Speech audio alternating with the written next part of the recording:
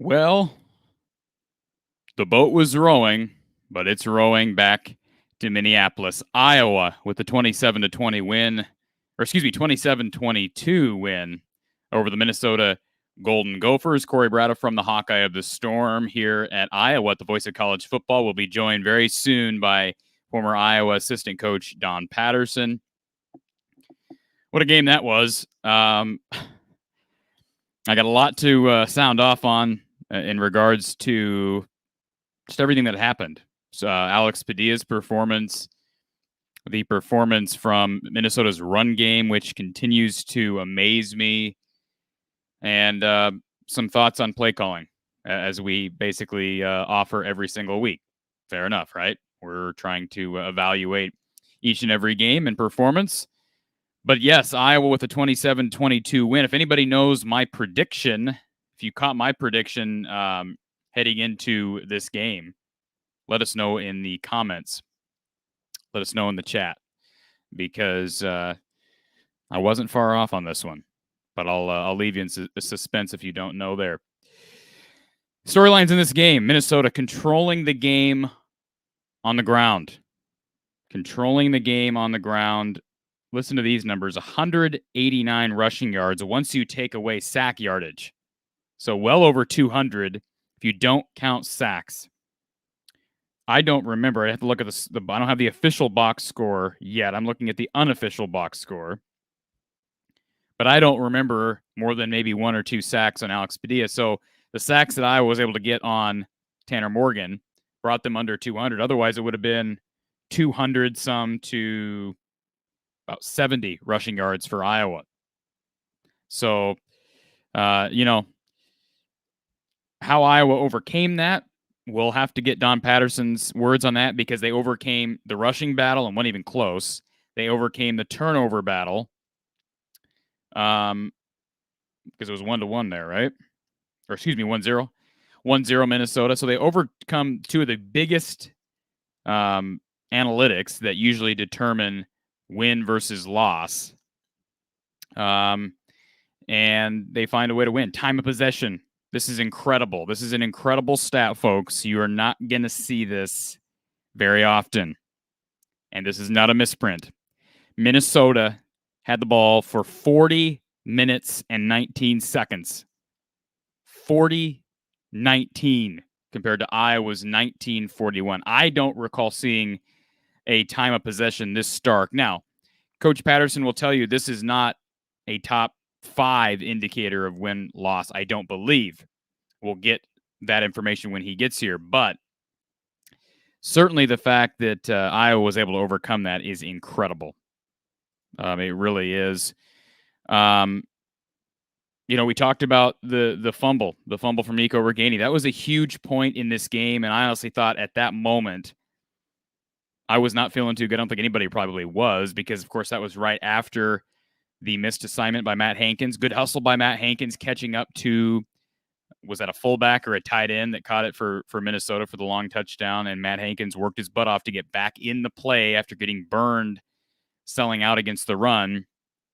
Got back in the play and made a play at the goal line. We can talk about that. And, of course, the decision from the refs to uphold that call, which I believe was the correct decision. I saw a lot of Iowa fans on social media complaining about the officiating after that call. That was the right decision. It was the right call. Okay, let's just call a spade a spade. There's no way you overturn that. But so much went against Iowa in this game. I will say this. If you want to give Iowa credit defensively, Tanner Morgan, although I don't think he doesn't typically have a good day against anybody, but 14 of 30 for $183, and a lot of those yards were on the one touchdown pass, because I believe the other one was from Kramer. Yeah, 37 yards for Kramer on one throw for a touchdown. But it's unbelievable what Minnesota has been able to do despite the injuries. Mo Ibrahim, Potts. I mean, they're down to like their 4th and 5th tailbacks. They don't have any other scholarship tailbacks.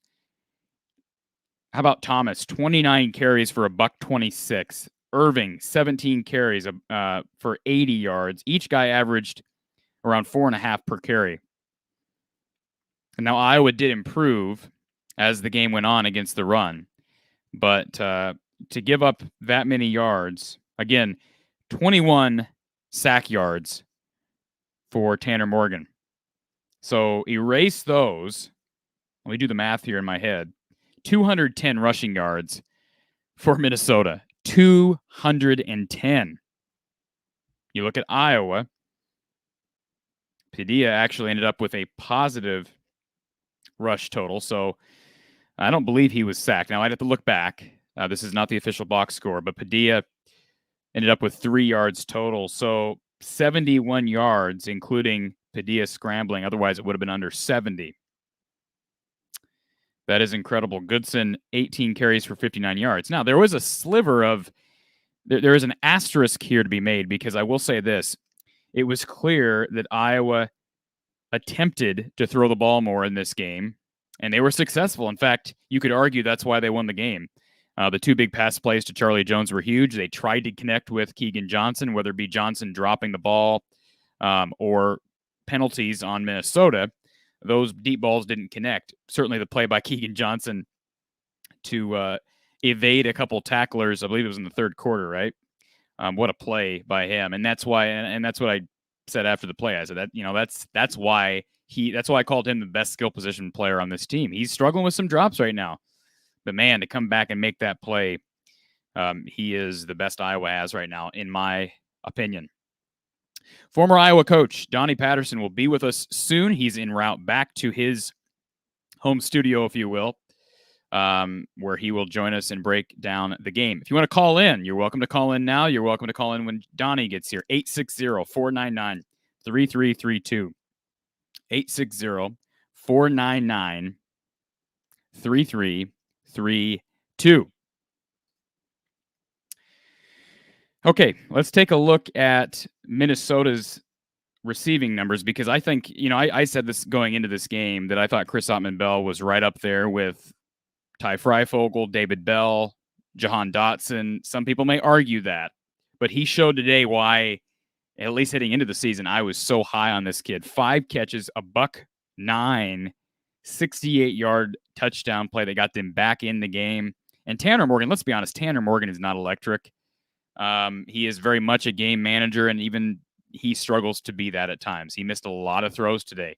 Iowa caught a lot of breaks, at least one touchdown catch that was for naught because of a high throw from Tanner Morgan. It was on the rollout on the goal line on third down in that, I believe, the first quarter, and the throw was there, and he just didn't make the throw. He also had I believe, a first down, might have been in the third. I have to look back at my notes, that he just overthrew, I believe, Ottman-Bell. So, Tanner Morgan has struggled for the last couple of years, and those struggles were on display today. But again, Ottman-Bell was tremendous. 5 catches, 109, and 1 touchdown as well. All right, let's hear from you guys. Let's see what you have to say on the game.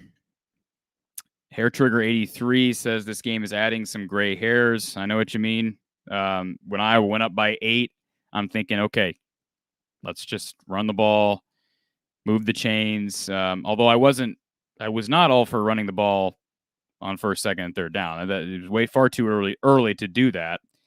In fact, I wasn't really in favor of that at any point in the game. But you're right. They found a way back in the game, and you wouldn't think that given Minnesota's struggles throwing the football. But they found a way on the deep shot to Ottman-Bell to make it happen. Roberto LeBron, this is how you dismantle a choo-choo train. Good analogy, Roberto. Appreciate that. Hawkeye Howard, he is not driving yet. Good to see you here, Hawkeye Howard. Iowa is now 8-2, so we've got things to celebrate. It's not all is not lost. We'll talk about Iowa's hopes in the West a little later in our show. John says he's confused if this team ends up 10-2. Is it amazing coaching or terrible?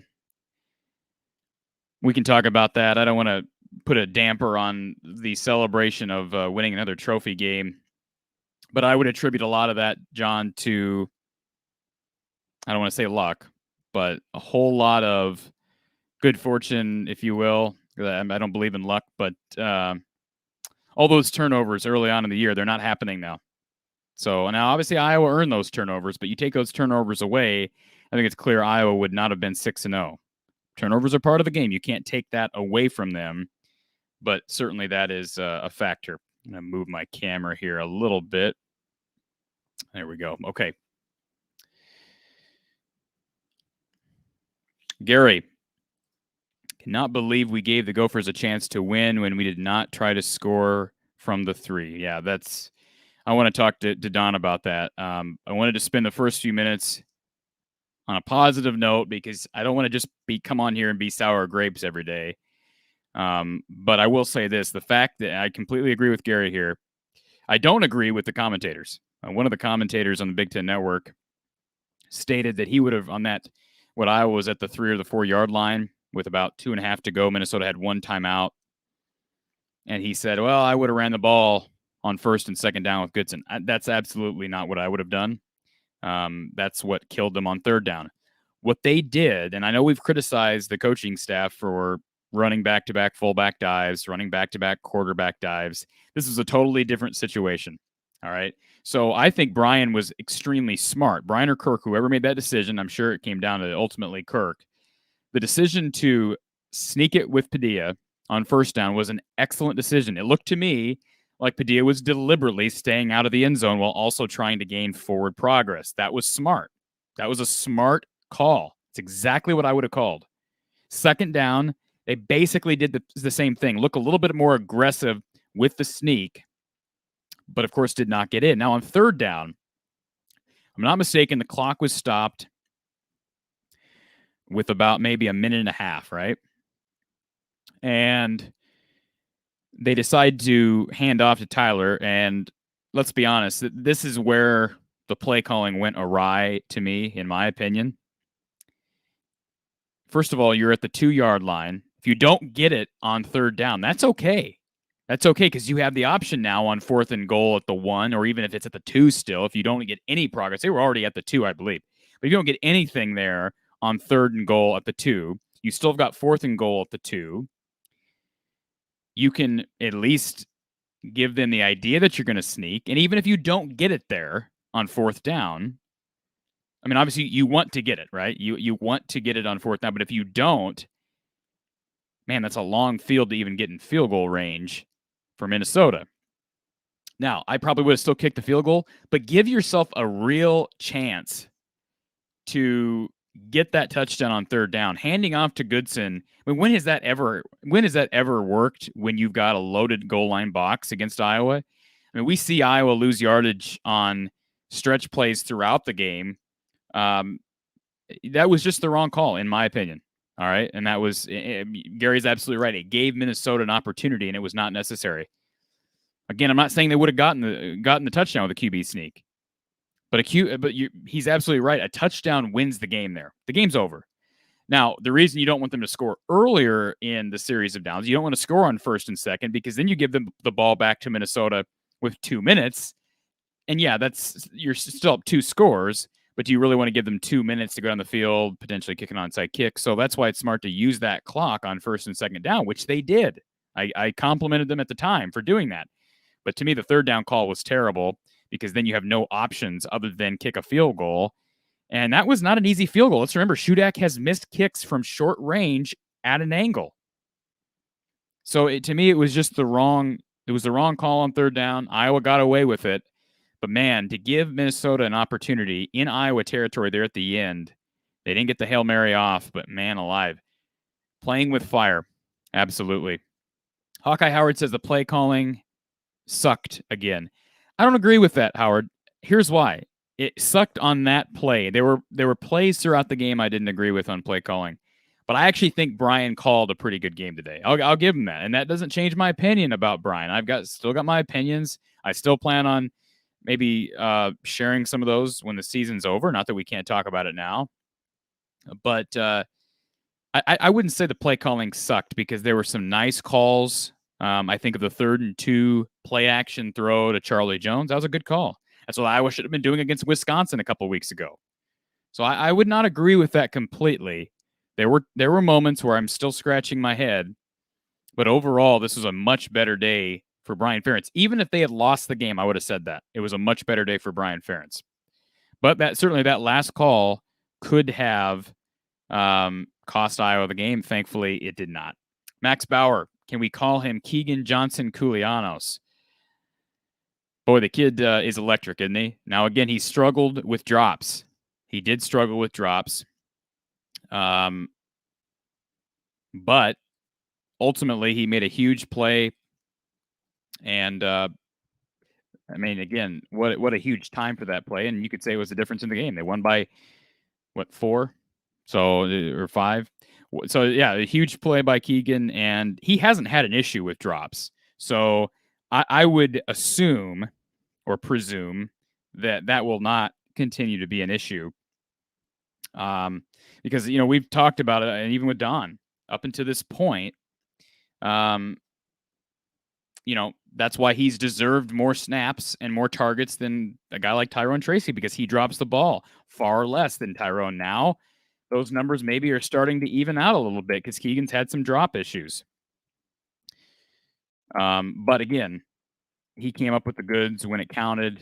And I'll tell you, everybody's comparing Alex Padilla to Drew Tate. Alex Padilla played okay, but let's not get ahead of ourselves here, folks.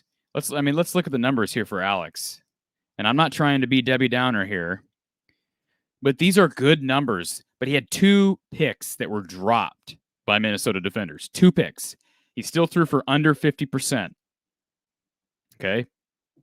I'm not saying that he's not the starting quarterback moving forward, but let's not pee our pants and make a proclamation too soon here that he is the guy moving forward for years to come. All right. There's a lot of working here to still go around, and I'm not saying that I want to see Petrus next week, because I don't. I think Alex Padilla should be the guy right now, but that doesn't mean I'm dropping Spencer off to me, Spencer Petrus should be the backup quarterback right now. No question about it. It should not be Deuce Hogan. If Spencer's healthy, it should be Spencer Petrus.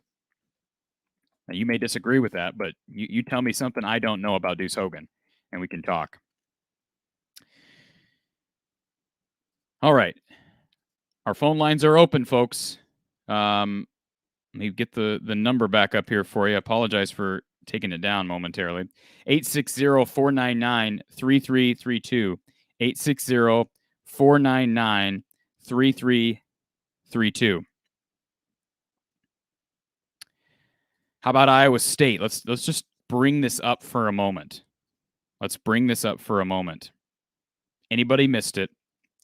Iowa State was down 31-14 at halftime.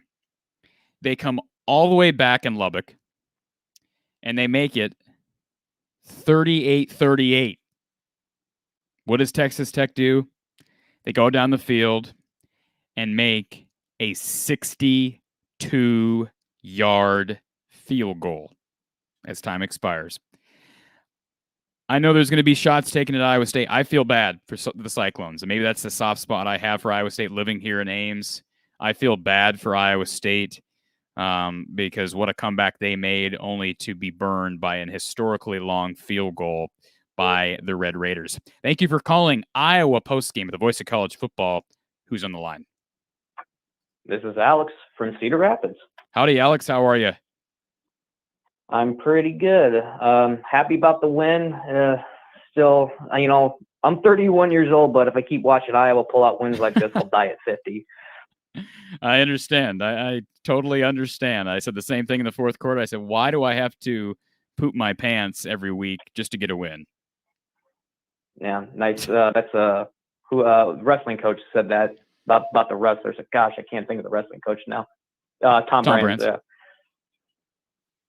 Yeah, but Tom Brands. I actually am gonna be on here just very quick. I'm taking me and the wife are going out for some dinner. But cool. Just a couple of things. I heard you talking about the goal line offense and the 2 QB sneaks. Yeah. You explained it a little better than what I kind of thought, and I thought, okay, maybe there was that. Maybe I was a little too jumped to conclusions, but and you said, I think Brian Ferentz called a C+ plus. I'll give him a little bit, a C plus. But that Keegan Johnson, that touchdown he had, his nickname should be the Magician, because there's no way he got out of that without some type of trickery. Right. But that was a bad play call. And yeah, a couple other things about the play calling, it was, we had a couple shotgun runs, and we had two of them. Both went for one didn't, but it was really close, for first downs. And I thought we should do that more, because you typical Iowa, you see shotgun, you think pass, and then you hit them with a run play. And Tyler Goodson's good enough to, get good yards. Yeah, but those were really long yardage situations. I know what you're saying, but I actually didn't agree with those calls. I thought Brian got very fortunate. The second one was 3rd and 10, and Tyler got that by just inches, and they weren't going for that on 4th if they didn't get it. So no, I see what you're saying. I'm not against running out of the shotgun on critical downs, but doing it on 3rd and really long, that scares me a little bit. But they were able to pull it off. Yeah. But I'd like to see that more, because then it kind of keeps the defense a little more honest. Because typical Iowa, they, like Wisconsin said, like, oh, we knew what they were running. But if you go in shotgun and you run it out of shotgun, it makes them second guess. The other thing about running is I was asking for at least one QB draw. Have Alex Padilla call his number and run and see what he can do with it. He's athletic enough. We saw him doing a bunch of rollouts, which I was happy to see, because he's a way better thrower of the football than Spencer. I don't think anybody was denying that fact. But one QB draw, I know you want to protect his safe, don't want to get him hurt, but he's an athletic quarterback. I think you need to give him that shot. I agree. Maybe we see it against Illinois. I don't know. Well, but then let's just look at one possibility real quick, Alex. Perhaps, and I'm not trying to defend the coaching staff, because I agree they need to get him involved. I don't know why we haven't seen a QB draw yet, but perhaps they're trying to ease him into using his mobility in a wise way. They are using a lot of rollouts now with him, which makes sense. So maybe they're working that in. I mean, I'm trying to think of the best case scenario, because you're right. You've got to utilize what you have there. Let's be honest. His mobility has already proven what I suspected before they made this change, and that is even a little bit of mobility from a guy like Alex Padilla, who's not Kyler Murray and he's not Russell Wilson, but even a little bit of mobility from Alex Padilla has sort of offset the offensive line pass protection woes. You notice that? I don't think a single sack today. Yes, well, no, I was going to mention that. What you saw with Alex Padilla, how many sacks they had. They had 0 sacks. Minnesota had 0 sacks on Iowa, and that's thanks to his mobility and having him roll out. And I watched the game, and there's a few times where it's like, if Spencer was in there, that would have been a sack. Or they, even if with the rollouts, I'm like, well, they won't call that. With Alex Padilla, I heard you say this, and I agree with you 100%. They need to start him against Illinois, because with the playbook is completely wide open now, because his ability to move outside the pocket and make throws on the run. Spencer, he's not a mobile quarterback. You have a very limited play selection. You're right. With that. You're right. And then the last thing I'll say, if Iowa would have lost this game, I would have put a lot of this on that defense. That defense gave up it was over 200 yards rushing. They did a little better in the second half, especially that fourth quarter. No interceptions. I was happy to see Riley Moss back, but that defense does not look good. Well, and there was a lot of poor tackling too in that first half. It looked a little better in the second half, but you're right. But yeah, that defense did not, I don't think, showed up to where I guess Iowa standards. Defensive line, but hey, I was just gonna say real quick, defensive line is not a strength of this team. They have to use stunt plays to get to the quarterback, and I don't think they're great against the run, so that puts a huge burden on these linebackers. But you're right, even the linebackers and the secondary, they got to tackle better. You're absolutely right. Yeah. Well, I got to get going. Like I said, me and the wife are going out for dinner. So thanks for taking my call. I'll try to listen to you as much as I can. Thank you. Appreciate it, Alex. Have a good night. All right. So Andrew disagrees with me. He says you play to win the game, but 2 QB sneaks. I hope I made sense, Andrew. I mean, maybe you commented this before I talked about it, but I personally, and I understand where you're coming from here, but I personally don't see any issue with doing what they did on first and second down, because you've got to run clock there. You should be able to get a touchdown from the 3 or even the 2-yard line in 2 downs. So that's why you waste first and second down. I mean, you obviously don't want to take negative yards, because you want to be able to give yourself a chance on 3rd and 4th. But that's why I don't agree with handing the ball up to Goodson on 3rd. I would have even been okay with a throw on 3rd. But you can't lose yardage there. And the only way you're going to lose yardage is if you hand the ball to your tailback. And that's exactly what they did. Eventide says, do you think Petrus could have thrown for 206 yards and 2 touchdowns? On that one play, Keegan Johnson once again showed his lower body beastness. I don't know if beastness is a word, Eventide, but I think that's a very hard question to answer. Obviously, nobody knows the answer to that for certain. But I will say this. There were some throws in this game that Spencer could have made. The difference becomes for me, again, Alex's threat to get out of the pocket and roll out and throw on the move. I think it just changes a lot of things. It changes how the opposing defense attacks your quarterback. They're not able to tee off as much on third down. Like, that's been an issue with Spencer. Spencer has not had time to get the deep ball off because of the fact that you've got defensive lines and linebackers teeing off on you on third and long. But we saw earlier in the season, Colorado State's a good example. The throw to Charlie Jones against Iowa State is an example. The throw to Nico Reganey against Penn State. When Spencer has time, he's actually a good, accurate, deep passer. So I don't know if he would have had 206 yards and 2 touchdowns, but I don't want to just completely discredit Spencer Petrus for what he has done because he has made plays when he's had time. The problem is he's not had time more often than not. Thank you for calling Iowa Postgame with the voice of college football. Who's on the line? Hey, Cory, this is Vincent. Hey, Vincent. How are you today? Oh, not too bad. Always enjoy a win, but couple things, if I may start out, if that's okay with you. Sure. Okay. First thing again, after watching today's game, is the O-line issues. I know a lot of folks have called in and talked about that. You've alluded to that. Don, the same thing. But again, for me, watching today's game, you almost feel bad for Tyler Goodson because you have a talented back who's not getting any lanes from our interior line, being your 2 guards. But really, outside of Linderbaum, there's not a whole lot of room to run. You seeing the same thing? I am. Unfortunately, we say this every week. It's feast or famine, and I'm so tired of watching it. I'm so tired of watching Tyler Goodson knock off a 10-yard run and then get stopped for -4. It's not normal. We've grown accustomed to it, but it's not a normal thing. I think it's almost we ignore it because the average ends up, he got a nice average, maybe 4 a carry, but it's not normal to knock off a 10-yard run and lose 4 yards. Well, not only that, but in back-to-back, he'll have a series where he has, back-to-back carries of negative yardage, and you're watching as soon as he takes the handoff to try to, break through the line or look for a lane, there's nothing there because both interior guards aren't giving him any lanes to run through. And anyway, I feel bad for the guy because he's wanting to break one, he's wanting to get churning, get going, right. But our line is it's sad to watch because, you kind of get used to at least effective play from our offensive line, but this year it's just been horrible. And kind of what you were, or go ahead, Cory, I'm sorry. No, I just said I know, I agree with you.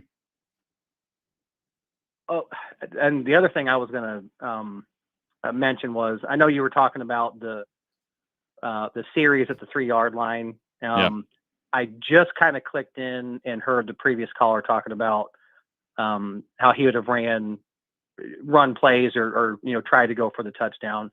I'm on that same page.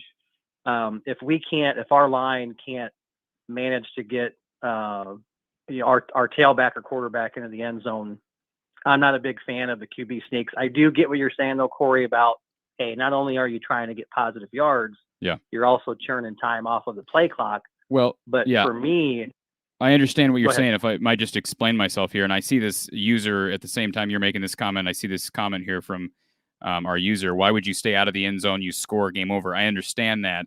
But what I'm saying, and I understand what you're saying, if we can't run the ball 4 times in the end zone, we should be playing Big Ten football. I understand that argument. But what I'm saying is you run those you got 4 downs, right? You've run those first 2 QB sneaks. You're not losing yardage on those plays. What I say is, if you can get a yard, which they did, they got a couple yards on those 2 sneaks. I believe they started at the 4, got a couple yards on 2 QB sneaks. On third down, then I would go for the score. If you can't get 2 yards in 2 downs, then you have a problem. Like, and even if you don't get it on 3rd down, you sneak it again, and then you can decide, do we go for it on 4th down or do we kick a field goal? Either way, now the clock is well under a minute. What I don't like is when you run the QB twice in a row, and then on 3rd down, you decide, okay, we're going to hand off and potentially lose yards, which you talked about earlier. We do all the time on handoffs. So I understand the different philosophies here, but if you do score, there's no guarantee you've won, because now you give the ball back to Minnesota with over 2 minutes to go, and you have to make the extra point. Something happens, a botched snap or a blocked kick, it's an 8-point game, and it's now they got 2 minutes to go the length of the field. Now, if you make the extra point, yeah, it's a 9-point game, but 2 minutes, theoretically, you go down the field, score, and get the ball back on an onside kick. So I know there's philosophies here involved here. I'll be anxious to hear what Don Patterson has to say, but I just think you take advantage of what you can do to run that clock down and then utilize those last couple of downs to actually get in the end zone. And I don't think Iowa did a good job of doing that. And you know what? The way you just explained it, I can agree with that. I guess the sequence that we saw, where you saw on 3rd down, it was a zone play where they're trying to or the play that they ran with Goodson, trying to run a stretch play. To me, if you didn't get it on 1st and 2nd with the QB sneak, go ahead and try again on 3rd down. And then at worst case scenario, if you don't get in the end zone, you've milked clock, kick your field goal, and then, kick off and put your defense back out. They weren't trying to get a touchdown on 1st down. Like, if you watch that play back, you can tell Padilla was not trying to get in the end zone. And I had no problem with that. I thought that was the right move. He was not trying to get in the end zone on 1st down. The 2nd down QB sneak looked a lot more aggressive, but you're right. The call on 3rd down to me is just not the right call. It's not going to call it disgraceful. That might be too strong, but that was not the right call in my opinion. Yeah, I think that's the one that kind of leaves us, scratching our heads, because I know what you're talking about on 1st down, because as soon as he hit the back of the line, he kind of turned his body to put his butt down, and to my estimation, hey, if I don't get in, at least I'm going to drain some clock. But yeah, if you're going to do that, that 3rd down call is a head scratcher. But I think it kind of just, reverts back to, in my humble opinion, the lack of confidence in the offensive line in certain situations. That's just what I'm seeing is there's not a whole lot of confidence. Well, but let's be honest here. Would you have confidence, Vincent, in this offensive line? No. That's what I'm saying is it's that bad. Yeah. And even on, the previous caller had mentioned, and Cory, you've mentioned the same thing. I think the offense, or I think Brian and Kirk know that the interior of the offensive line is an Achilles heel for us. So those rollouts, those are obviously by design. It's not like, Padilla just happens to be evading pressure because it's right to him each time. It's a design rollout to allow him to have more time to have receivers break off routes or find holes in his zone. It just, again, leads me back to, this is one of to me, one of the worst lines I've seen play. I know you had talked to me about the 19 line, or the 2019 line with the twins. Oh, I can't think of their name. The Paulson twins. Yeah. But for me, this one here, it's just, when you have so many negative plays, I can understand having them from time to time due to lack of execution or lack of using fundamentals, or just lack of execution, period. But we have so many in succession that puts us behind the chains when it comes to rhythm with our offense. It's total drive killers, and you see it on a regular basis. But what do we keep doing? What does Brian keep doing? Calling the same darn thing, hoping one's going to pop open. And sure, from time to time, maybe once every 20, you get a 10, 12, 18-yard gain. But for the most part, you're putting your offense behind the chain, which makes it even harder for us. So anyway, kind of ran a little bit, but I thoroughly enjoy your platform. I appreciate it, Vincent. And I agree with everything you say. And it's okay to have a difference of opinion on the goal line thing. I mean, that's why I'll be anxious to hear from Coach Don, who's an offensive genius, in my opinion, as far as what he would have done in that situation. But, they did get the win. So I guess it doesn't matter in hindsight. Sure. But at some point, because let's be honest, Ferentz has not proven that he's real adequate in late half or late game situations, making play calls or even managing the clock. So, I think we're all on the same page on that. And as far as what would have been the right call, there's probably a couple different opinions that would have worked. Yeah, last thing, if I may, I'm sorry, Cory, to take so much of your time, but I greatly enjoy your show. I've seen a lot of folks giving Iowa a lot of grief about the rushing yard totals that they gave up. But I want people to at least kind of take into consideration the offensive line for Minnesota is mammoth. And it is. I think you even said, oh, go ahead, sir. I'm sorry. No, I just said it is. It's huge. It's the biggest in the Big Ten. It's reminiscent of Wisconsin, and typically, for any of us that are Iowa fans, as we've watched the games, whenever we go up against Wisconsin and those mammoth offensive lines, we always have trouble stopping the run because they're just putting beef up there or putting beef up front, and they're saying, "Look, we're going to be able to hit you guys in the mouth and knock you back." And it seems like each of these games against these types of lines, and to PJ Fleck's credit, he's got big guys up there, big hog mollies up there. They're doing the exact same thing, and they're just pounding it. And it's effective. And I agree with you. I know you said that to the prior caller, or maybe just in your narration, that Iowa doesn't have the defensive line really to compete with that. And I agree. It makes it extremely tough for us to try to stop the run when you're the smaller guy, out there on the line of scrimmage. Yeah, and they weren't going to run there was no way on earth they were going to win the rushing battle today. And that's why I actually liked how Brian called this game, because I don't think he really tried to. They still had run plays that I don't understand, but there was a lot more play action today than we've seen. Part of that might be because they've got Alex Padilla, but then I question myself and say, well, if we are this confident in Alex's ability to throw on play action, why weren't we playing him earlier in the season?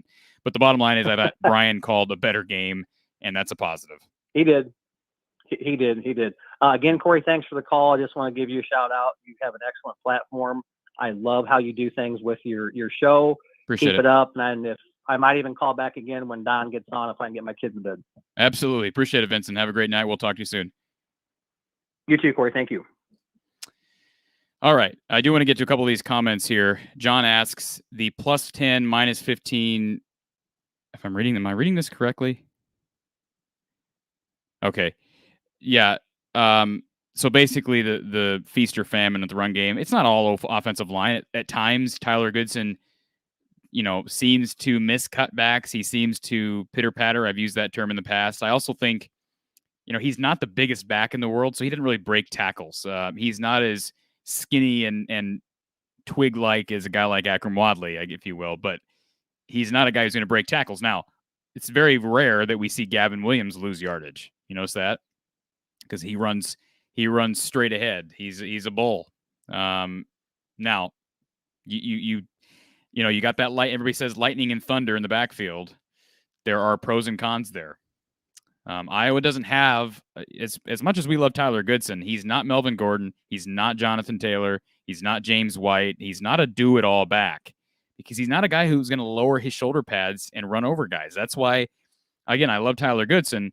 But to say he's going to be a high draft pick, I agree with Don. I don't think he's probably going to be that at this point. Maybe he will, but I don't see it. James says he doesn't want to make it seem like he's taking a shot at me. Appreciate that. But remember when you said Petrus missing deep balls that obviously no one else can make them throws? I don't remember saying anything about Petrus on deep balls. Now, maybe I did, and I'm missing that. But I've always complimented Spencer on his ability to throw the ball deep, James, because that's one of his better talents. The problem has been a couple things. Play calling has not gotten him to show his strength, which is throw the ball deep. And the offensive line has not protected him well enough. Again, we're seeing some people who disagree with my take on what we do on that goal line situation. I understand. I see it both ways. Again, I had no problem with first and second down. I had a problem with third down. Springtime 0502, he says, what about no QB draws? Yeah, you hope they're saving them, but what are we saving them for? You got Illinois, Nebraska. Again, maybe it's a matter of confidence in Alex Padilla. Another game under his belt, his first start under his belt. then again, maybe there's some confidence now there. Bob agrees with everybody else, disagrees with me. I'm okay with the 2 QB sneaks because you get forward. Again, I've said this like 3 times now, so I apologize if you're hearing me over and over again beating a dead horse. But you want positive yardage on first and second down. On third down, you are aggressive. And the aggressive call was not handing the ball off to Tyler Goodson. I know people would have been pissed by this, but I would have snuck the ball again or handed the ball to Pottebaum, which are 2 plays I think people have bad memories in their head of because of the Wisconsin and Purdue games. But to me, I have no problem on that. I don't know anything about this Spaghetti Factory. He's asking a question about Brian Ferentz abusing Section 8 housing privileges. I don't know. Was he using up low-income housing? I don't know. I guess you can take that up with compliance maybe. Bob says, Bruce reminds me more of a young DJK. Johnson is on a different level for a freshman. Bruce is a lot smaller than Darrell. Okay. I've said that Bruce might have the ability to be a poor man's Rondell Moore. And I wouldn't necessarily compare Johnson to DJK. I understand the comparison, but Johnson's ability to make guys miss. I don't know we've seen a receiver at Iowa under Kirk that was quite like that. So these guys are unique right now. They're emerging as probably the 2 best receivers, although Charlie Jones made a case for that top 2 this evening as well. Thank you for calling Iowa Postgame with the voice of college football. Who's on the line? Hi, Cory. It's Amy. Hi, Amy. How are you? University of Iowa nurse. Yep. How are you? Doing okay. How are you? I'm glad for the win. I do have a question because I have limited knowledge on football. Mm-hmm. On that, where they were possibly going to call a targeting call against one of the Iowa players. Yeah, the one on Jack Campbell. Where I was talking. Yeah, what qualifies? I mean, what for targeting? Well, the first qualifier there is it's got to be a defenseless player, and certainly a quarterback who just threw the football is a defenseless player. Okay, so that was the first qualifier.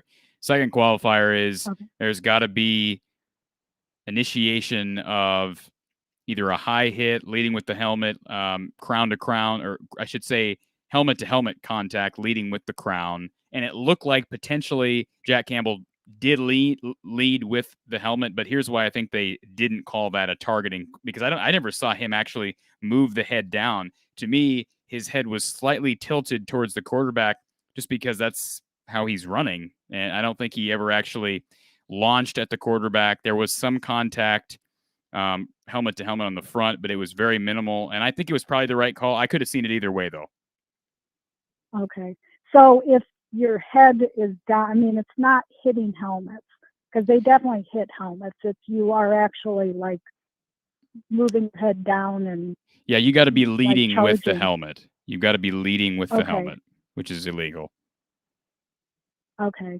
All right. That was my only question. I'm glad they got a win, and I look forward to the Illinois. I grew up in Illinois, so I will look forward to seeing the Illinois game. I think is that a 1 o'clock time? It is. It's a weird start time. 1 o'clock Central time. Yep.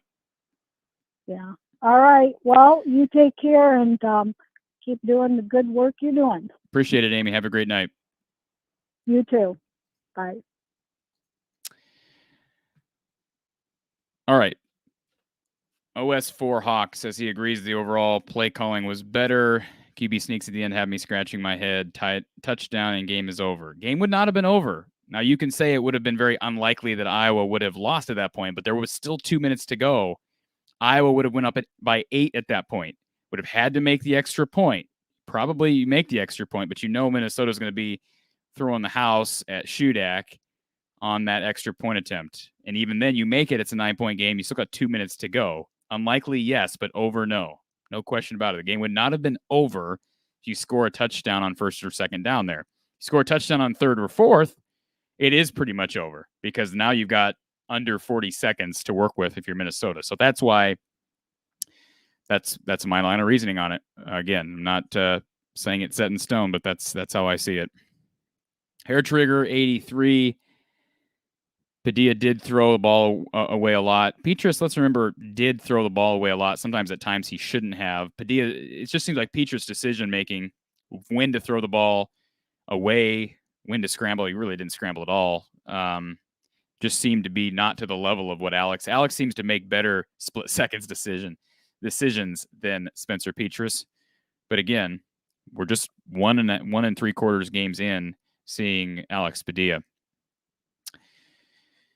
All right, here, Blake Jameson says, Tate was tough, an all-around gamer, capable of anything. Padilla isn't there yet. That's absolutely true. There are some comparisons out there, people calling Alex Padilla, Drew Tate. Certainly not there yet, but Bob is right. Padilla a lot quicker than Petras, a lot quicker than Stanley. Both of those guys were statues. Padilla is not, so it's sort of an odd thing watching this. All right, David Baum says, what do you know about Deuce Hogan? I don't know anything about Deuce Hogan. I know he's more mobile than Spencer, but there have been a lot of people calling for Deuce to start ever since he got here, and I just don't know where that's coming from. Maybe he is better than Spencer. I don't know, but I don't know where we're supposed to evaluate because we haven't seen him in a game. So, and it's okay to be curious. At this point, you can't keep switching quarterbacks. And I'm not saying that's what David's implying here, but you got to stick with Alex Padilla now. That's why I don't go back to Spencer. Unless Alex gives me ample reason to go back to Spencer, or Spencer gives me ample reason to go back to him in practice or wherever it'd basically be practice, because I don't see Kirk running a 2-quarterback system. I just don't. I don't think it'd be a terrible thing. I don't see Kirk doing it. Event Tide asks, he says, I know some of the play calling sucked on some series of plays. Do you think Padilla made Brian Ferentz look a little better because the execution on plays? Execution doesn't hurt. You're absolutely right on that. But the play calling was a factor today. It was better today. Again, I bring up the play action calls, especially the 3rd down and 2 throw to Charlie Jones on the beautiful diving catch in the first half. That was monstrous. I give credit to Brian Ferentz on that play. And, of course, execution from, more specifically than Alex Padilla, Charlie Jones, because that was a heck of a catch by Charlie. Bruno FC says, Padilla is just getting comfortable in the starting role, has looked good up to now. He needs more reps and experience in Big Ten play. He will get that. Another tough game next week. Illinois is no pushover. We saw that, them beating Minnesota last week. They beat Penn State. They beat Nebraska. This is not a crappy Illinois team, and Brett Bielema will have them ready. And yes, Iowa State did lose. I'm not laughing. Bruno, you can laugh all you want. I'm not laughing. It is unfortunate. I'm sorry. Some people may take joy in this. The final score, 41-38, Texas Tech over Iowa State on a 62-yard game-winning field goal. Let's see. James Hemmer comments. He says, Deuce was great in high school, but that means nothing once you get to college. Absolutely true. Max, he thinks it's a good sign that Iowa won without winning the turnover battle or the field position battle. It really felt like they needed those things, but today they showed they can win without them. They did, Max, but let's remember that the numbers say you can't continue to win without winning any of these categories, these stats. I mean, specifically, field position battle is incredibly important. Whoever wins the rushing battle, that's an incredibly important stat. And the most important stat is turnovers. You can't expect to continue to win turning the ball over at a higher rate than your opponent. You just can't. But you're right. They found a way to win today, and that's a positive. Bob says the 62-yard field goal from Texas Tech would have been good from 70.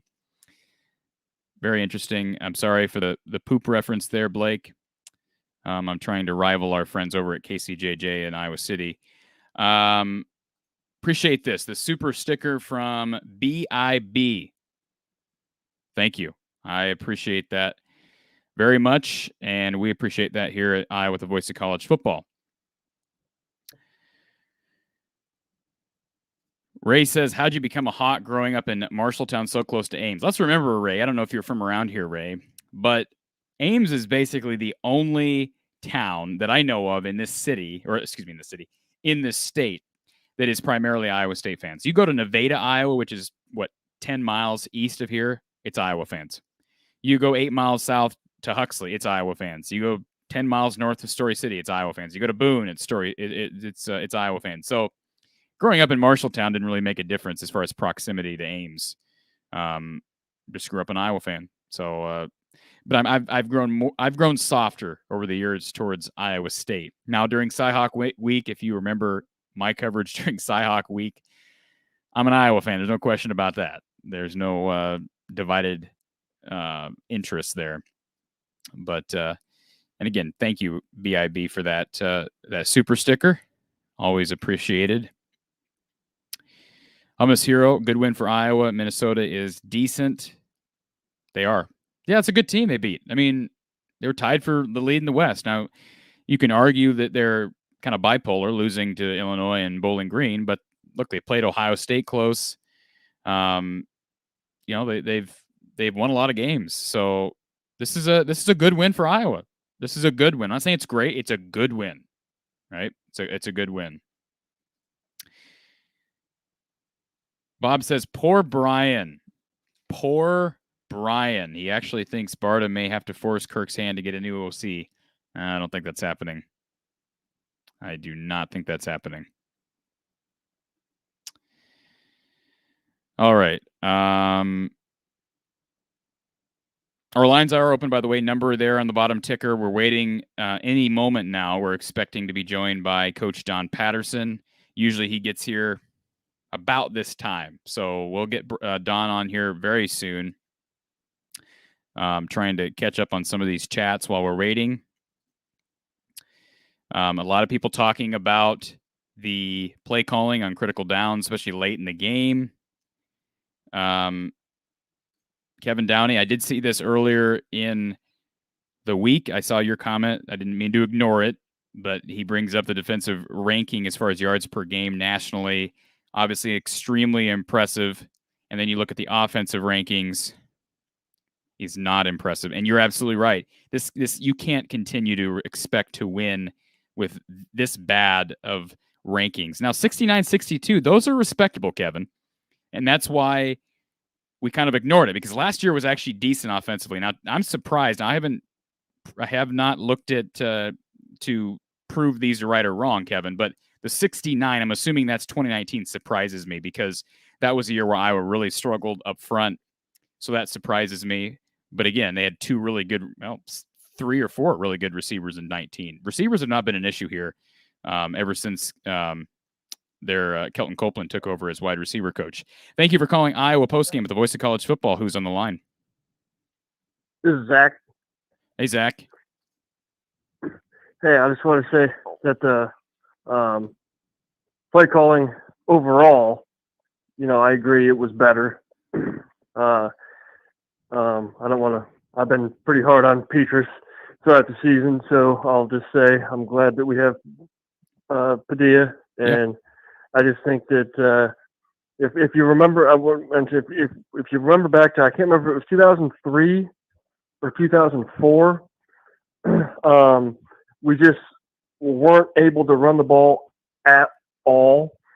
We got crushed by Arizona State, and then seemed like we kind of changed the play calling around to where we started trying to figure out how to pass the ball, even though they didn't really seem to have any big name receivers or anything like that. I mean, but anyways, it seemed like we kind of were able to,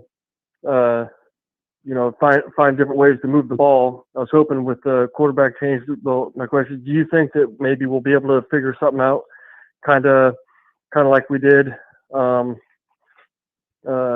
back in 2000, it was 2003, 2004. I can't remember. We ended up having a really good year that year, but do you think it'll maybe have a chance to maybe change, like throwing on first downs, and just throwing the ball more, even though it's not typically what I would like to do? Are you talking about them turning this season around and having a really good year?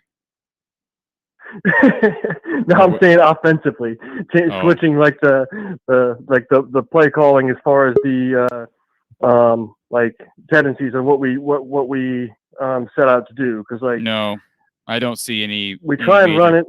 Yeah, I don't see any major changes, caller. I mean, I'm not trying to be Debbie Downer, but there are no major changes on the horizon here for this offense. It is what it is until this administration moves on. That's my opinion. I could be wrong. Maybe Brian will prove me wrong.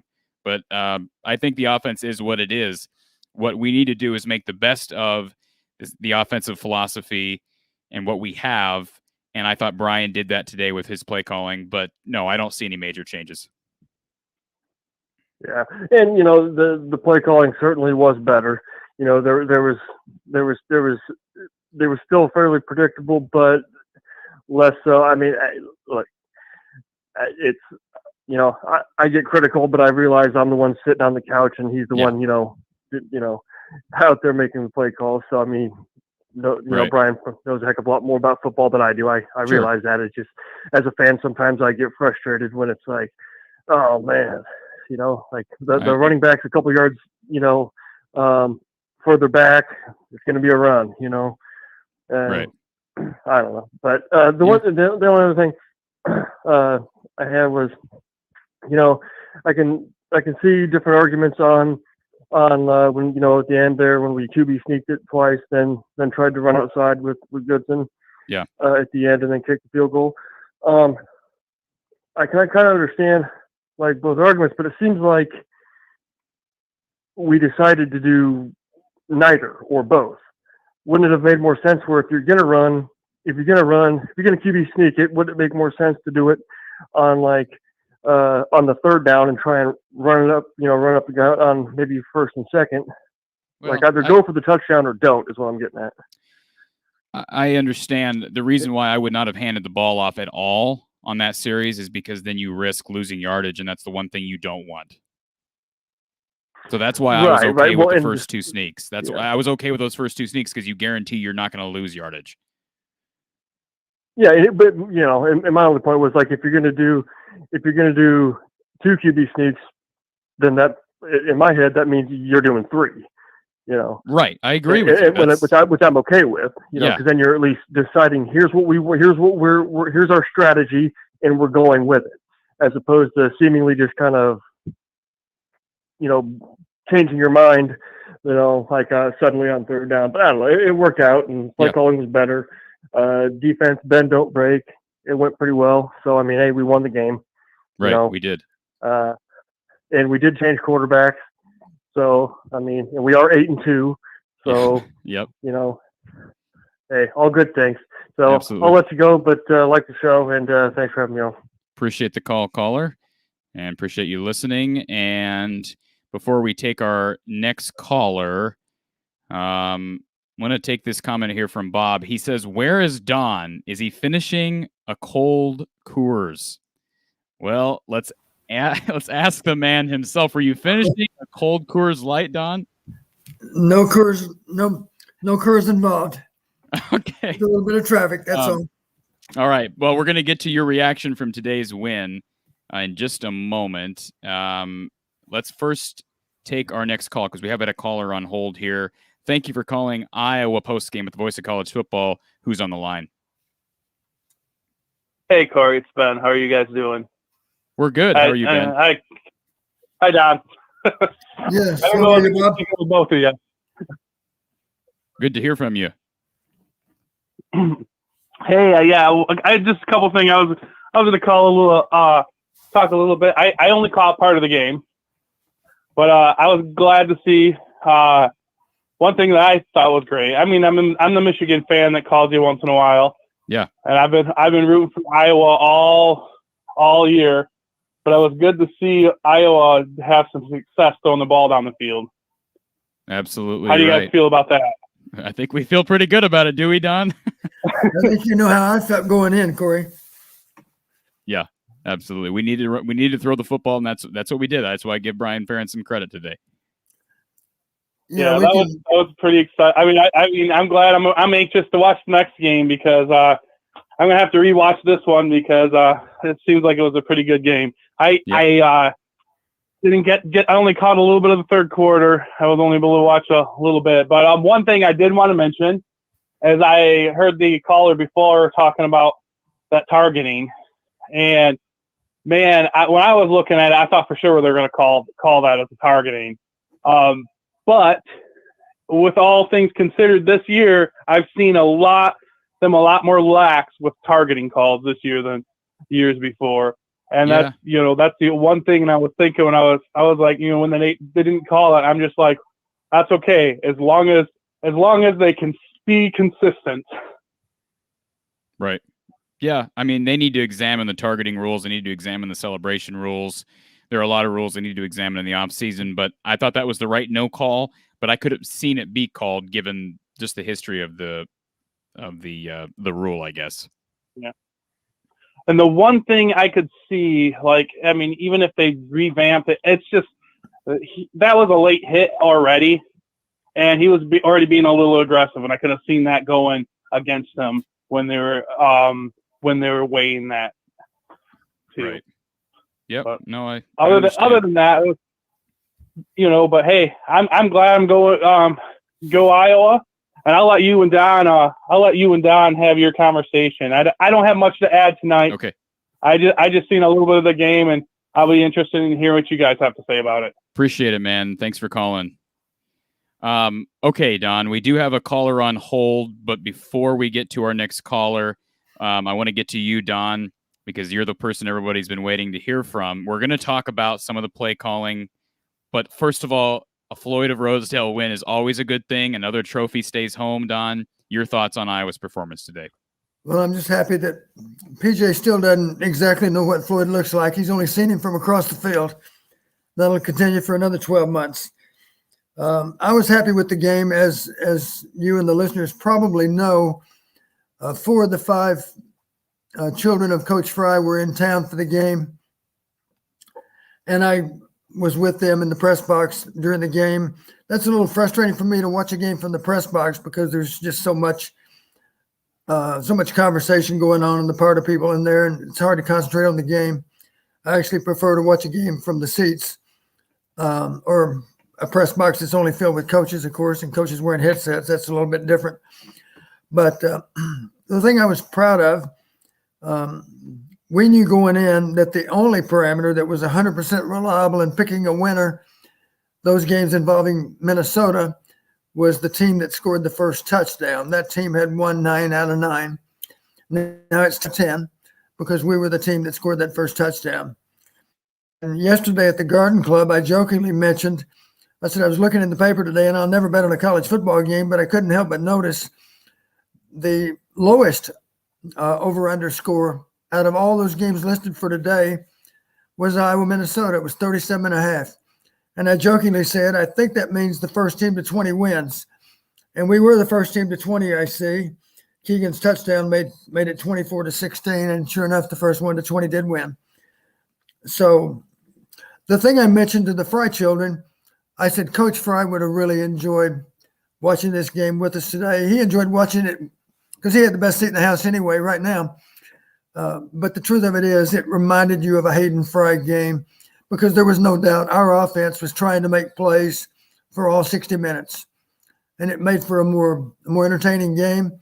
And as you've heard me say before, Cory, if you take 4 shots, you shouldn't expect to hit on more than a couple of them. But even if you only hit on one of them, it might be the difference in the game. And one of them was 72 yards today. And I think it did have a little bit to do with the outcome. So we played to win. We didn't play not to lose. And that's the most fun way to play. And I'm happy that we got that done today. All right, let's get to our next caller, and then I want to ask you a couple questions, Don. Thank you for calling Iowa Postgame at the Voice of College Football. Who's on the line? Hi, this is Terry. Hey, Terry. Yes. I am so impressed with Padilla. I mean, for me, it's a game changer. This guy, for me, is incredible. I mean, he is only going to get better. And you can just see the way he manages the game and his ability to get rid of the ball, see his receivers quickly. It changes the whole offense. And I was really happy with the play calling because they knew how to utilize it. And they're letting him sling it, which I think is awesome. I was disappointed at the end of the game because, to me, you get that touchdown, and you've got a quarterback. I understand he's got a young quarterback, and they probably didn't want to hand it off and maybe create a fumble. But, the thing that upsets me about Iowa is just get a killer instinct, get that score and have it be over. Now, I think that he's going to, and I think Padilla is only going to grow into it more and be better. I think they're going to trust him more and more. But I do think they trust him enough to open that offense up, which is phenomenal. The last 2 weeks has been phenomenal. Caller, I have a question for you. I don't mean to interrupt you, and I'm not challenging what you're saying because I agree that it has been a difference maker. But if the coaches have this much trust in Padilla to all of a sudden open up the playbook, why wasn't he playing earlier in the season? Well, I have no idea, honestly. If they knew what this kid was capable of, I have no idea why he wasn't playing. Yeah. So, somebody, he got hurt. The first guy got hurt. Petrus got hurt. Unfortunate. And this guy had his chance, and he's doing phenomenally with it. But to not notice his talent, and, I was slow to make changes. That's what I see. And they're slow.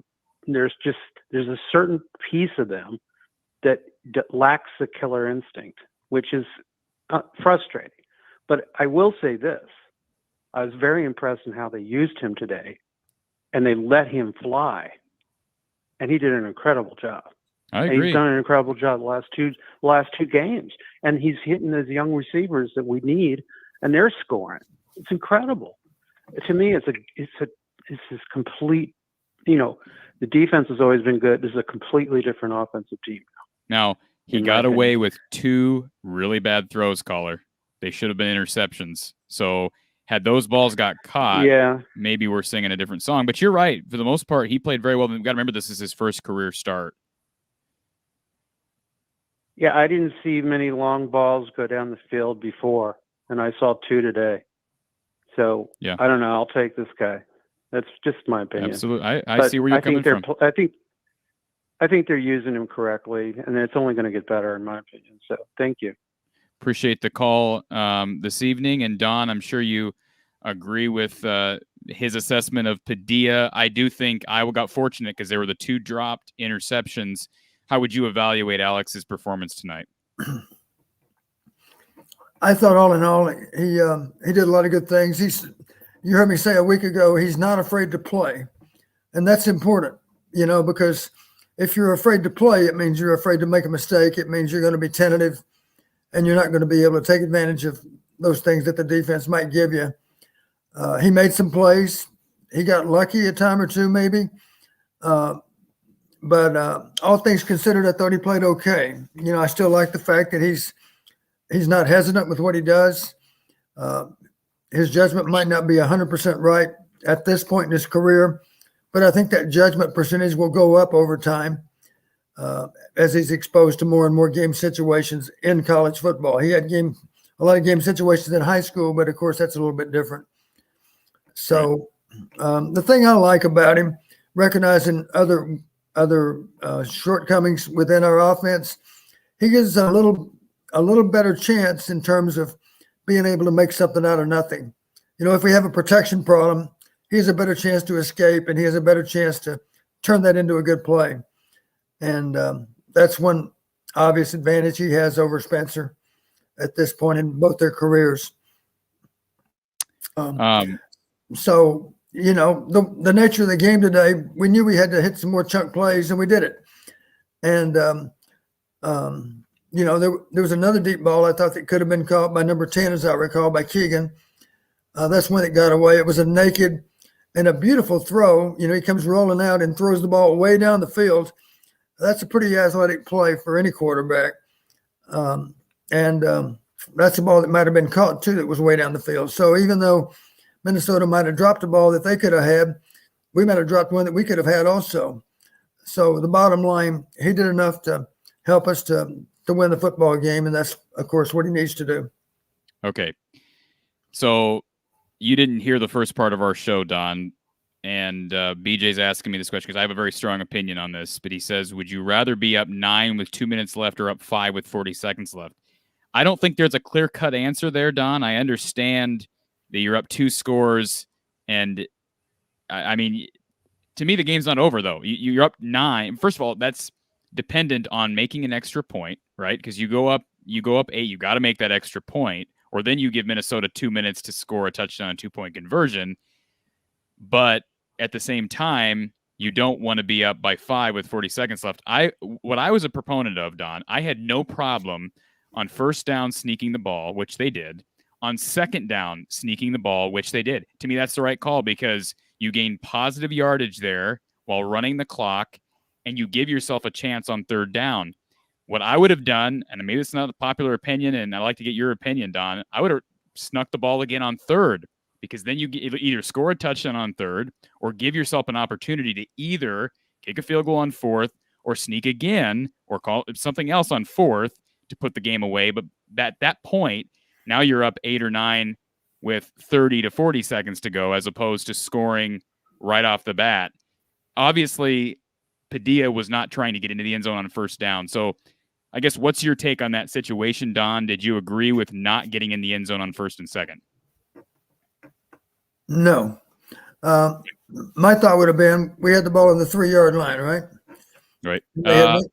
3 or 4 to start out with. Okay, I thought it was 3, but maybe I'm wrong. And anyway, they had one time out left, as I recall. Right.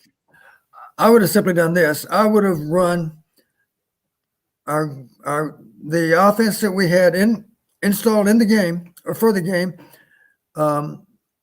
our short yardage running game that we were planning on running in the red zone anyway. I'm talking about whatever plays we thought going into the game were going to be good from the 3-yard line on first down. We should run them then.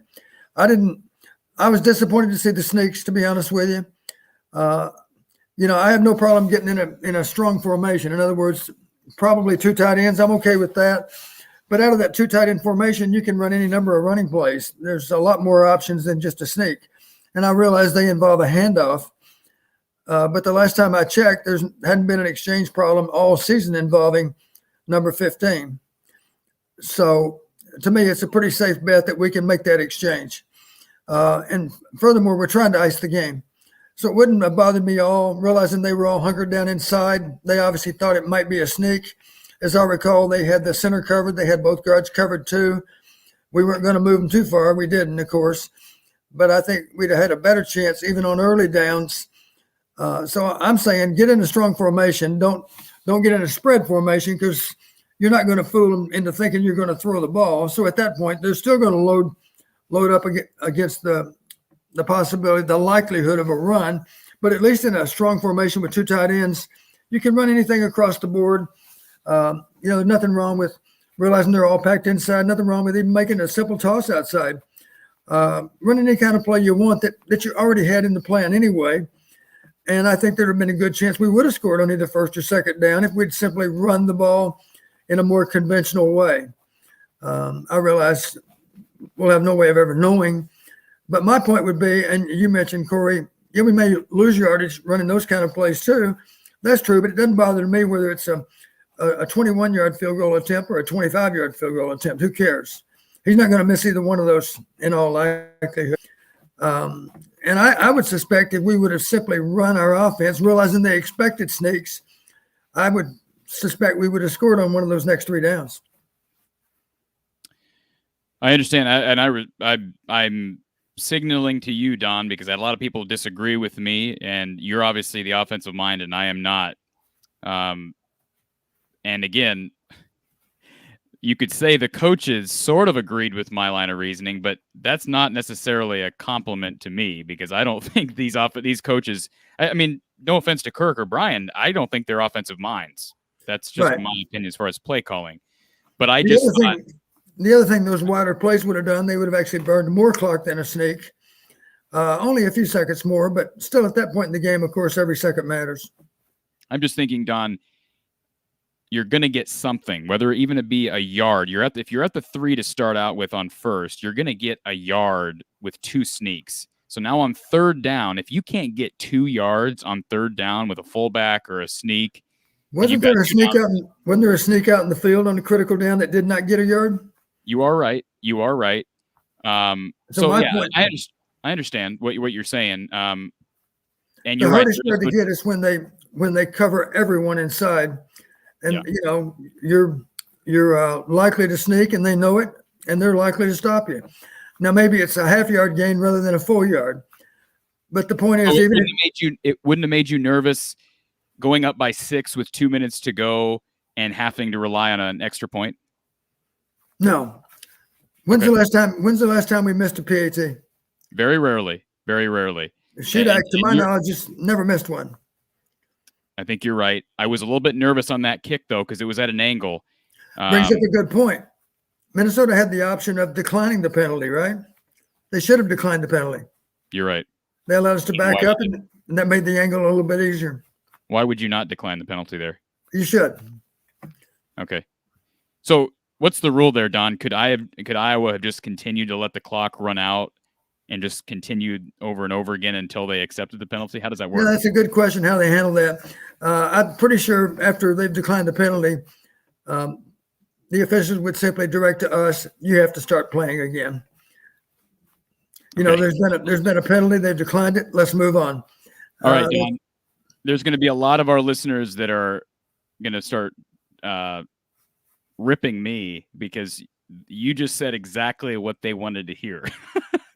And I was fighting a bunch of our listeners the first hour of our show and saying, I actually didn't mind first and second down. I did not like the fact they handed off on third. But I understand what you're saying, and you're probably right. I'm confident you're right. You're the offensive mind, and that's exactly what some of our listeners have been arguing, that you score and go up by 9. But some people were saying, well, if you score, the game's over. Don, that's not totally the truth. If you score, the game's not necessarily over because, again, you do have to make the extra point. And even if you're up by 9, you've got 2 minutes to go down the field and score and then potentially recover an onside kick. I know that's a lot, but you can't say the game's over if you score, correct? Well, you have to recover an onside kick, and then you also have to get in field goal range after you've somehow scored that other touchdown, that other possession. Cory, there's no way to know that my answer is better than yours because we honestly don't know how it would have played out. Well, there is one way to know, Don. You were an offensive coordinator and a head coach for how many years? I lose track of time. I'm not sure. We'll just go with that. I'm going to say you're right on this, Don. And it is a difference of philosophy because, like I said, Kirk kind of went where my mind was. But in hindsight, boy, you gave them an excellent opportunity for a Hail Mary. I mean, they were in Iowa territory, one throw away from stealing that game. So you're right. I mean, the philosophy from Kirk there at the end or from Brian did not work out perfectly. They escaped with the win, but certainly a touchdown in hindsight would have been better there. You're right. They're down by 8, and they have a chance to put the ball into the end zone. And, of course, if they're lucky enough to get that Hail Mary, then they're playing for a 2-point play to go to overtime. By the way, Bob Burke commented on here. He said he wants to buy us beers, Don. So we're going to write an IOU for Bob. He owes us both beers, so we're going to hold him to that. Okay. Okay, question from Spaghetti Factory. Any chance we'll ever see an Iowa offense use bubble screens as an alternative to runs? I mean, it's never going to be an alternative to runs, right, Don? I mean, they're going to stick with this run scheme. But it is frustrating. I said it earlier in the show, Don. I am so tired of watching +10, -4, +8, -3. It's just week after week after week, year after year, we say the same exact thing, regardless of who's up front and regardless of who's in the backfield.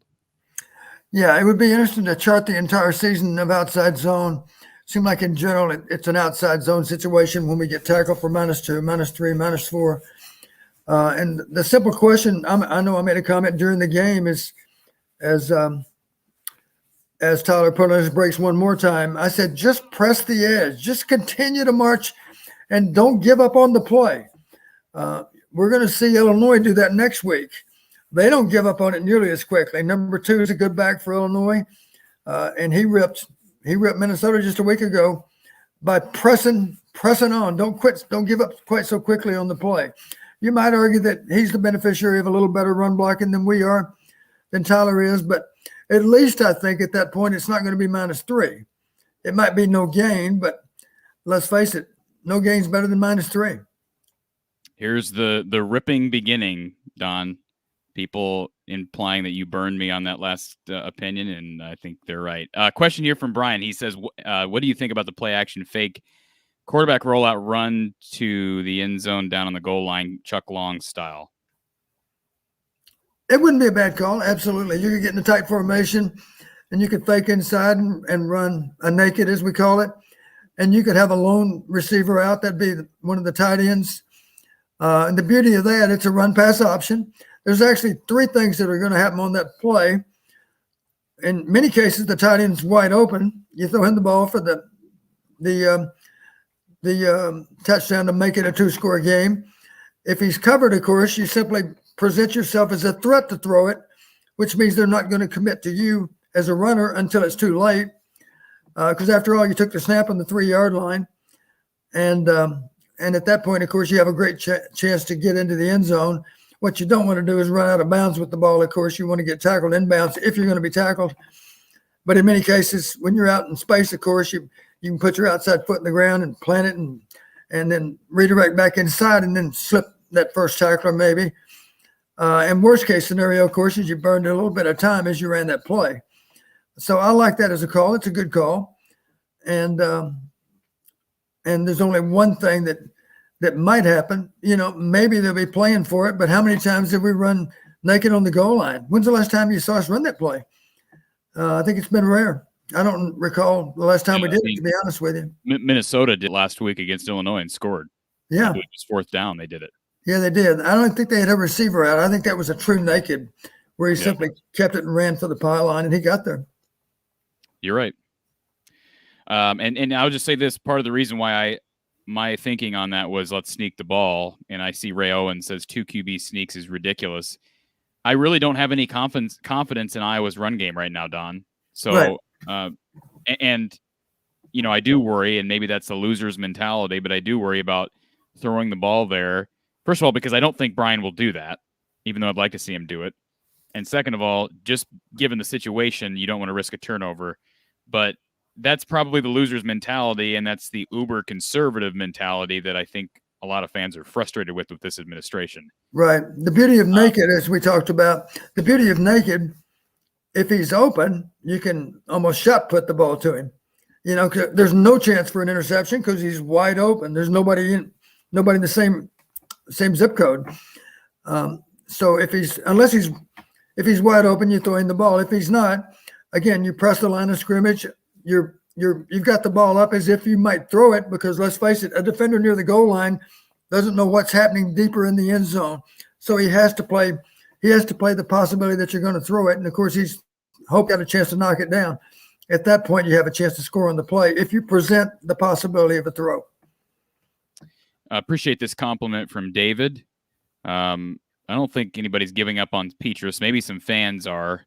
I do believe that Alex is the starter, should be the starter unless something changes.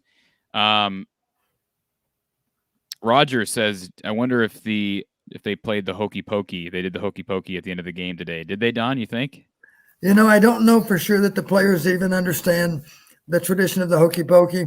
I hope so. We did it last night. The 43 Union brought the 81 team together, and we all did the hokey pokey together. Wow. In that north end zone and the new party area in the north end zone. So it was a wonderful experience. Some of those guys I haven't seen in 40 years. It was just so gratifying to see them again and to see how well they're doing with their later lives. I did make the comment. I said, if the former players have gray hair, then where does that leave me? That leaves me in a lot of trouble. And the truth of it is, they're in their early 60s now, some of those players, and they don't only have kids, they have grandkids. So it made me feel pretty old, but I left thinking this, and I mentioned it to several players. My goal is to look forward to a 50th reunion in another 10 years. We'll see if we can get that done. Absolutely. Ben says he thinks QB play, I think sometime QB play is better than practices. Would you agree? Yeah, I mean, that you've proven that with Chuck Hartley, and maybe we're seeing that with Alex Padilla, Don. Yeah, maybe so. The truth of it is, all the quarterbacks, all the coaches had to go on before the season, of course. And I realized that Spencer played in 8 games a year ago, but let's face it, since then, Padilla has improved a lot. But still, in comparing all 3 of those top quarterbacks, all you can really go on is practice, because before we teed it up against Indiana, we weren't going to risk injury in August. And at that point, all you can really go on is how well they play in the games themselves. So it's safe to say that Alex has played better than what some people thought he would be able to play. And And I just think going forward, the good situation we're in, now we have an idea, a better idea. If Spencer's in the game, let's recognize what Spencer's weaknesses are and let's try to stay away from him. And if Padilla's in the game, let's do the same thing with him. And the one thing that I think you and I have talked about, I think one of the best things Spencer did in the early season was throw the ball deep. Yep. He had a good knack for that. Padilla's shown a good knack for it also. And looking back, I just wish we'd put the ball downfield more often with Spencer, especially in those 2 losses. Amen. And I had somebody text me during the game that said that Spencer, we have no proof that Spencer could throw the deep ball as well as Alex Padilla. That's just nonsense. Alex, yeah, he's had a good percentage this year. We simply haven't thrown that many. Correct. And Spencer, I mean, we can there not everything's black and white. You can see things both ways. Spencer was really good with the deep ball. In my opinion, the problem is because of the issues up front, teams are able to tee off on him more because he's not going to go anywhere. He's going to take the sack more often than not. And so he hasn't been able to get the ball downfield, and maybe play calling has had something to do with that as well. But I don't want to just start dissing Spencer because he did throw the ball really well downfield. But again, I will say Padilla brings something else to the game. I want to bring this up because we do have 151 people listening to the Iowa channel right now and a few others listening through the Big Ten channel and through the Voice of College Football channel. If you haven't already subscribed to the Iowa channel, please do that. Help us get to 1,000 subscribers. That helps us with the algorithm, helps our show grow. Please subscribe if you have not already. Nick brings up, he says, Petrus would have been sacked at least 5 times today. I don't believe a single sack. I haven't looked at the final official box score, but I don't think Padilla took a sack today, Don. I'm not sure. I can check. I know the analytics in so many cases, of course, indicated we should have lost the game. Yes, they did. But the obvious question, were we able to win? I would say, at least even though we gave up some big plays on defense, we were pretty resilient. We still did a good job of forcing them into kicking another field goal or trying a field goal. We gave up some big plays, but we still managed to overcome them. So, let's face it, the other team's always trying to make plays too. So invariably they're going to make a few. So the obvious question is, how do you respond? Generally, we had a pretty good response. They made yards. They made more yards than we did, certainly. It's rare, of course, when you get out rushed by more than 100 yards. I don't recall the exact analytics, but I would just roughly say, Cory, in recent years in the Big Ten, if you get out rushed by more than 100 yards, the team that outrushed you is probably going to win at least 85% of the time, maybe even up toward 90%. So the fact that we were able to overcome that speaks well for areas in which we made up a difference. And that's what good teams do. They find a way to win. And today we defied the odds a little bit. We got outrushed by more than 100 yards. They had more than 100 yards on us. They also were +1 on turnovers, and yet we still won. So that's what tough-minded teams do. They find ways to win. And we did that today. So I think in that regard, it was a really valuable win. In response to this comment from Ray Owens, tight ends were not used very well in the game. They tried to get the ball. They got the ball to Laporta a lot early, less later. Remember the throw from Padilla trying to force it into Luke Lachey that should have been picked. So they were trying to get these tight ends involved early and maybe got away from that a bit late. We do have a call here for you, Don. Thank you for calling Iowa Postgame at the Voice of College Football. Who is on the line? Hey, guys. This is Brad. How are you doing tonight? We're doing good, Brad. How are you? Doing great. Okay, so here's my takeaway on this. By the way, hi, Coach. Hope you had a good evening. I believe we need to tip our hat to these kids. If you had told me at the beginning of the year we'd be 8-2 with how young both of our lines are in the trenches, I would have kissed your ass, to tell you the truth. It's a great win. I think sometimes we get too particular. I thought the play calling tonight was really aggressive.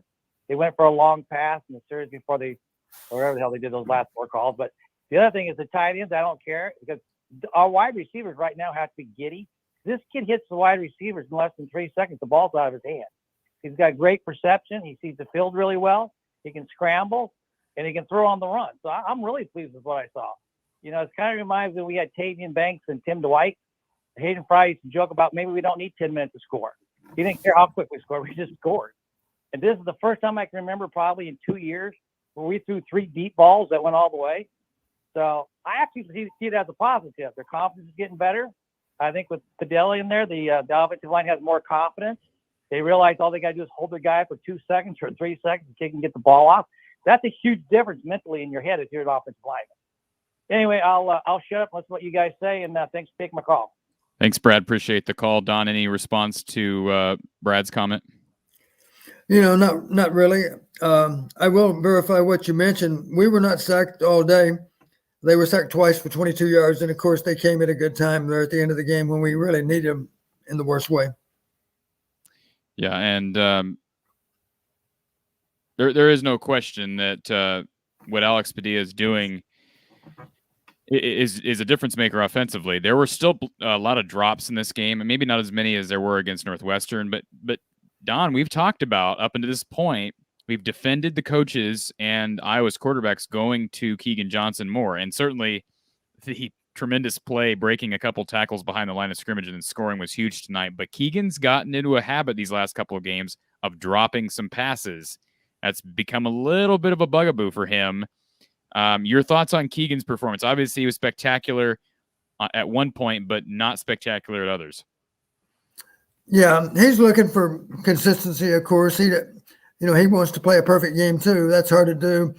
But one reason that the ball will come his way more often maybe than some other players is he does have a really good capacity to do something really worthwhile with it once he possesses it. So in that regard, I'll say it this way. You heard me talk about a 90% catcher versus a 95% catcher. Yeah, I like the 95% catcher back. But if that 90% guy has the potential to turn a short pass into a long touchdown, I still kind of like him a little bit too. I'm going to give him a few chances as well. And Keegan seems to present that more consistently than anybody else on our team right now. And in that regard, I'm sure we're going to continue to work hard to get in the ball. Absolutely. If you want to give us a call, ask Coach a question, 860-499-3332, 860-499-3332. At the moment, our lines are open. Ari Gold, excited about Keegan Johnson. He's just a freshman. That's absolutely right. Cinemeric says he misses Tristan Wirfs and Alaric Jackson.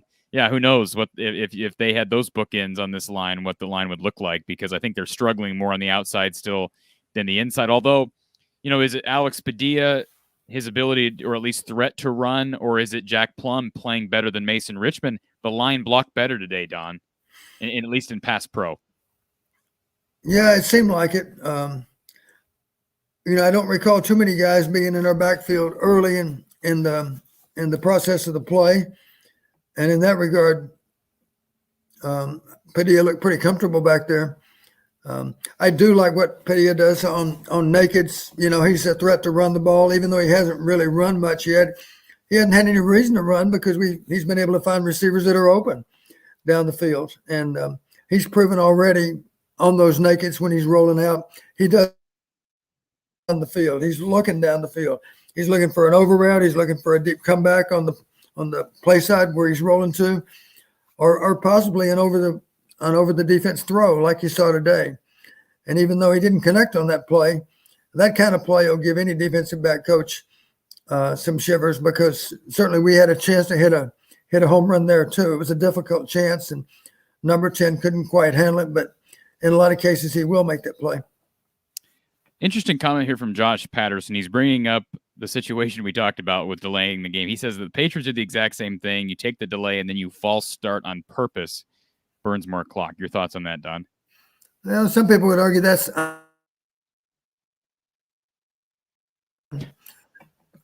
you cut out, Don. Can you repeat that?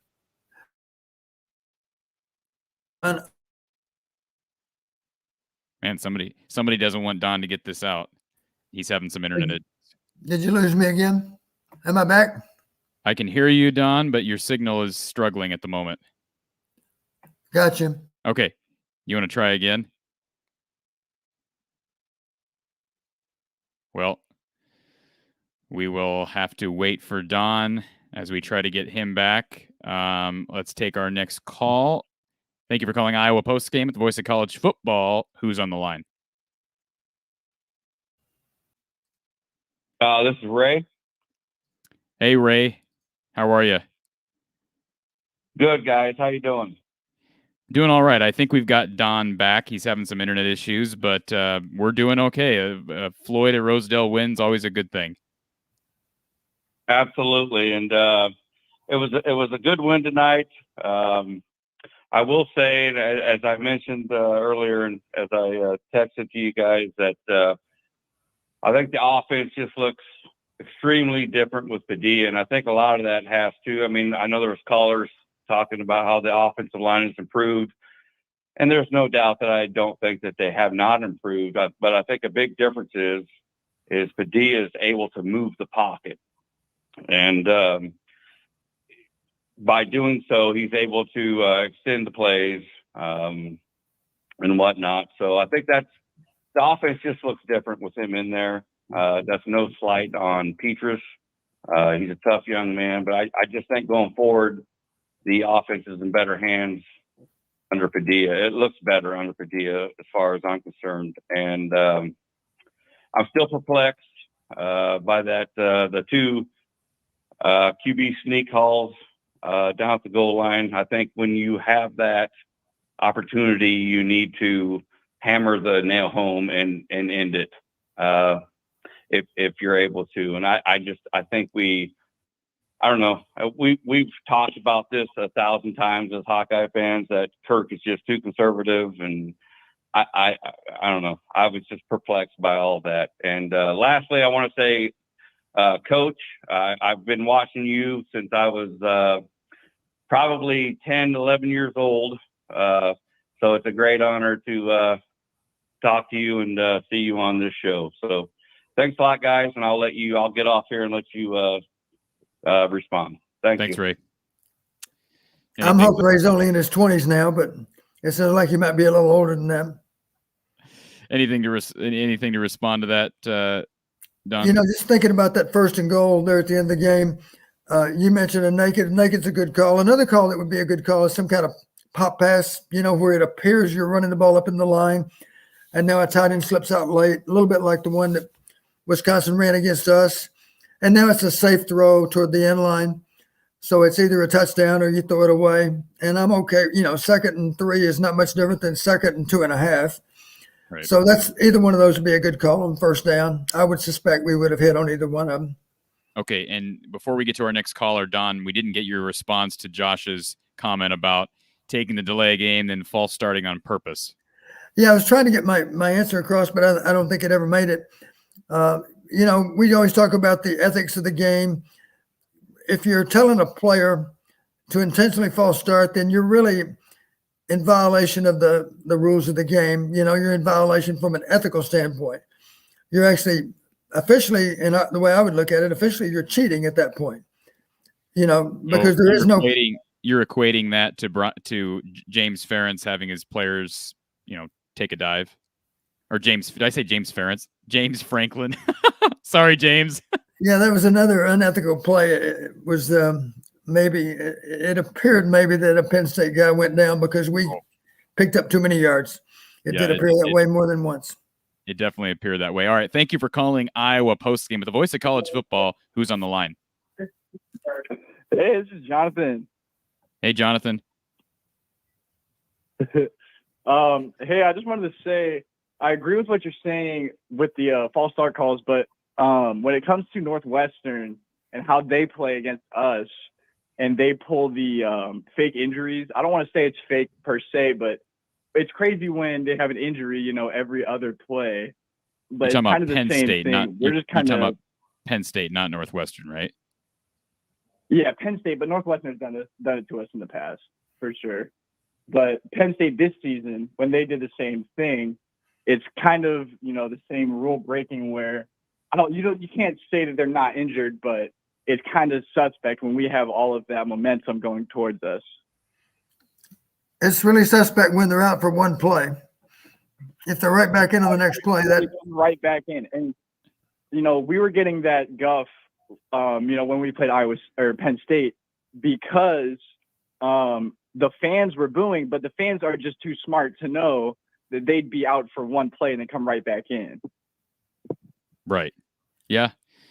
You're right, and that goes back to the moral and ethical side of the game of college football. Mm-hmm. I agree, but on this, I think that Padilla will do a better job than Petrus leading this team, and so far from what we've seen from him, it has been a lot better show than what Petrus can do. I'm not going to argue it, caller. I thought he played well today. I agree. Well, thank you. I appreciate you. Appreciate the call, and we hope you keep listening. Of course. Go Hawks. All right, go Hawks. Take care.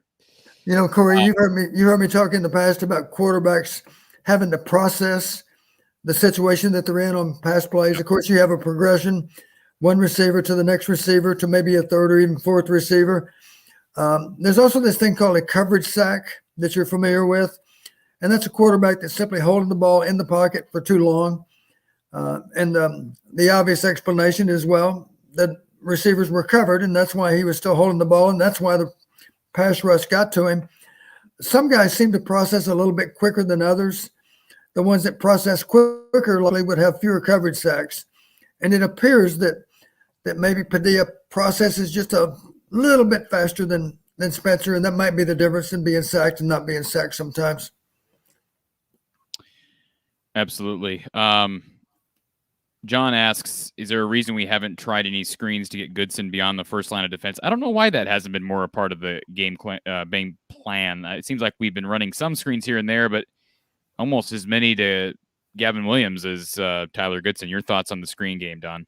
Yeah, I like the screen game. I like the screen game to the tight end also. We've only run that maybe 3 times all year, but that's a good play. And it's a high percentage play, of course. One of the difficult aspects of a screen pass to Tyler is simply that he's not very tall. We used to really emphasize in working with the quarterbacks, when you throw a screen pass, you need to be sure you throw it with a high release point. In other words, if you're tall, go ahead and release the ball at the very maximum height. And the reason's kind of obvious.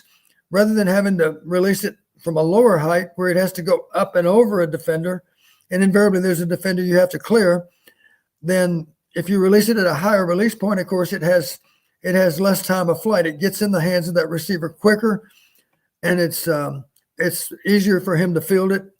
And of course, if you got a short running back, the thing you've seen already this year is, matter of fact, there was one in that Northwestern game, as I recall, the ball was overthrown. We've had a few other screens overthrown to Tyler. Tyler's simply not very tall, so it's critical when we do run screens to Tyler that we emphasize that high release point on the part of the quarterback so that the ball is less likely to be overthrown.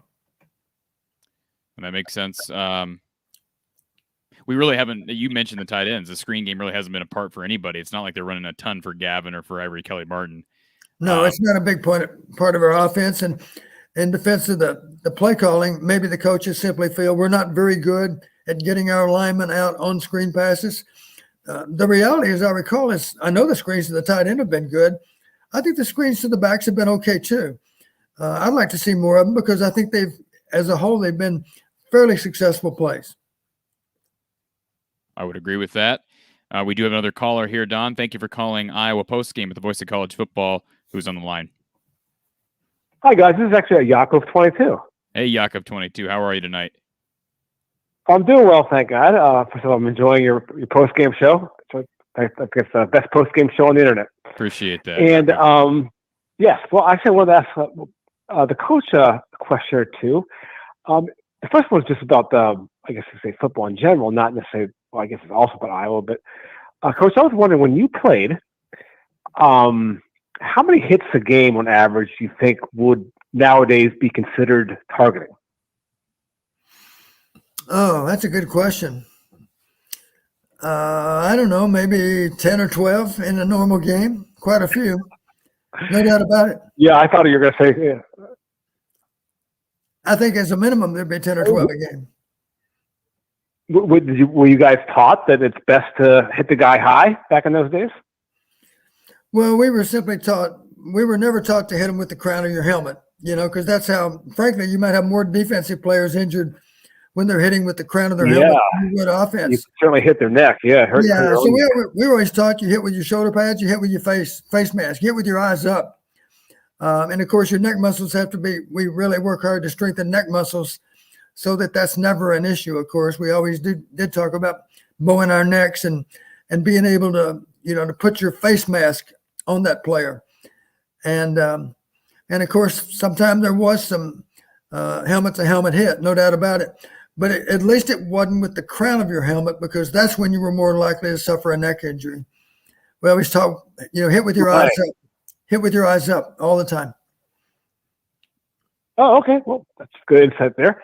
And the second question I had for you, Coach, is I think for the past, it's probably pushing a decade now, but certainly 6-7 years, we've all come to the belief, and probably in some ways to Iowa's detriment, that the only way to really to be an elite team is you have to be a great passer. You have to have a big passing team. You have to have a say a first round draft pick, a quarterback, and being great on defense is of less importance, and for that matter, running the ball is a secondary thing.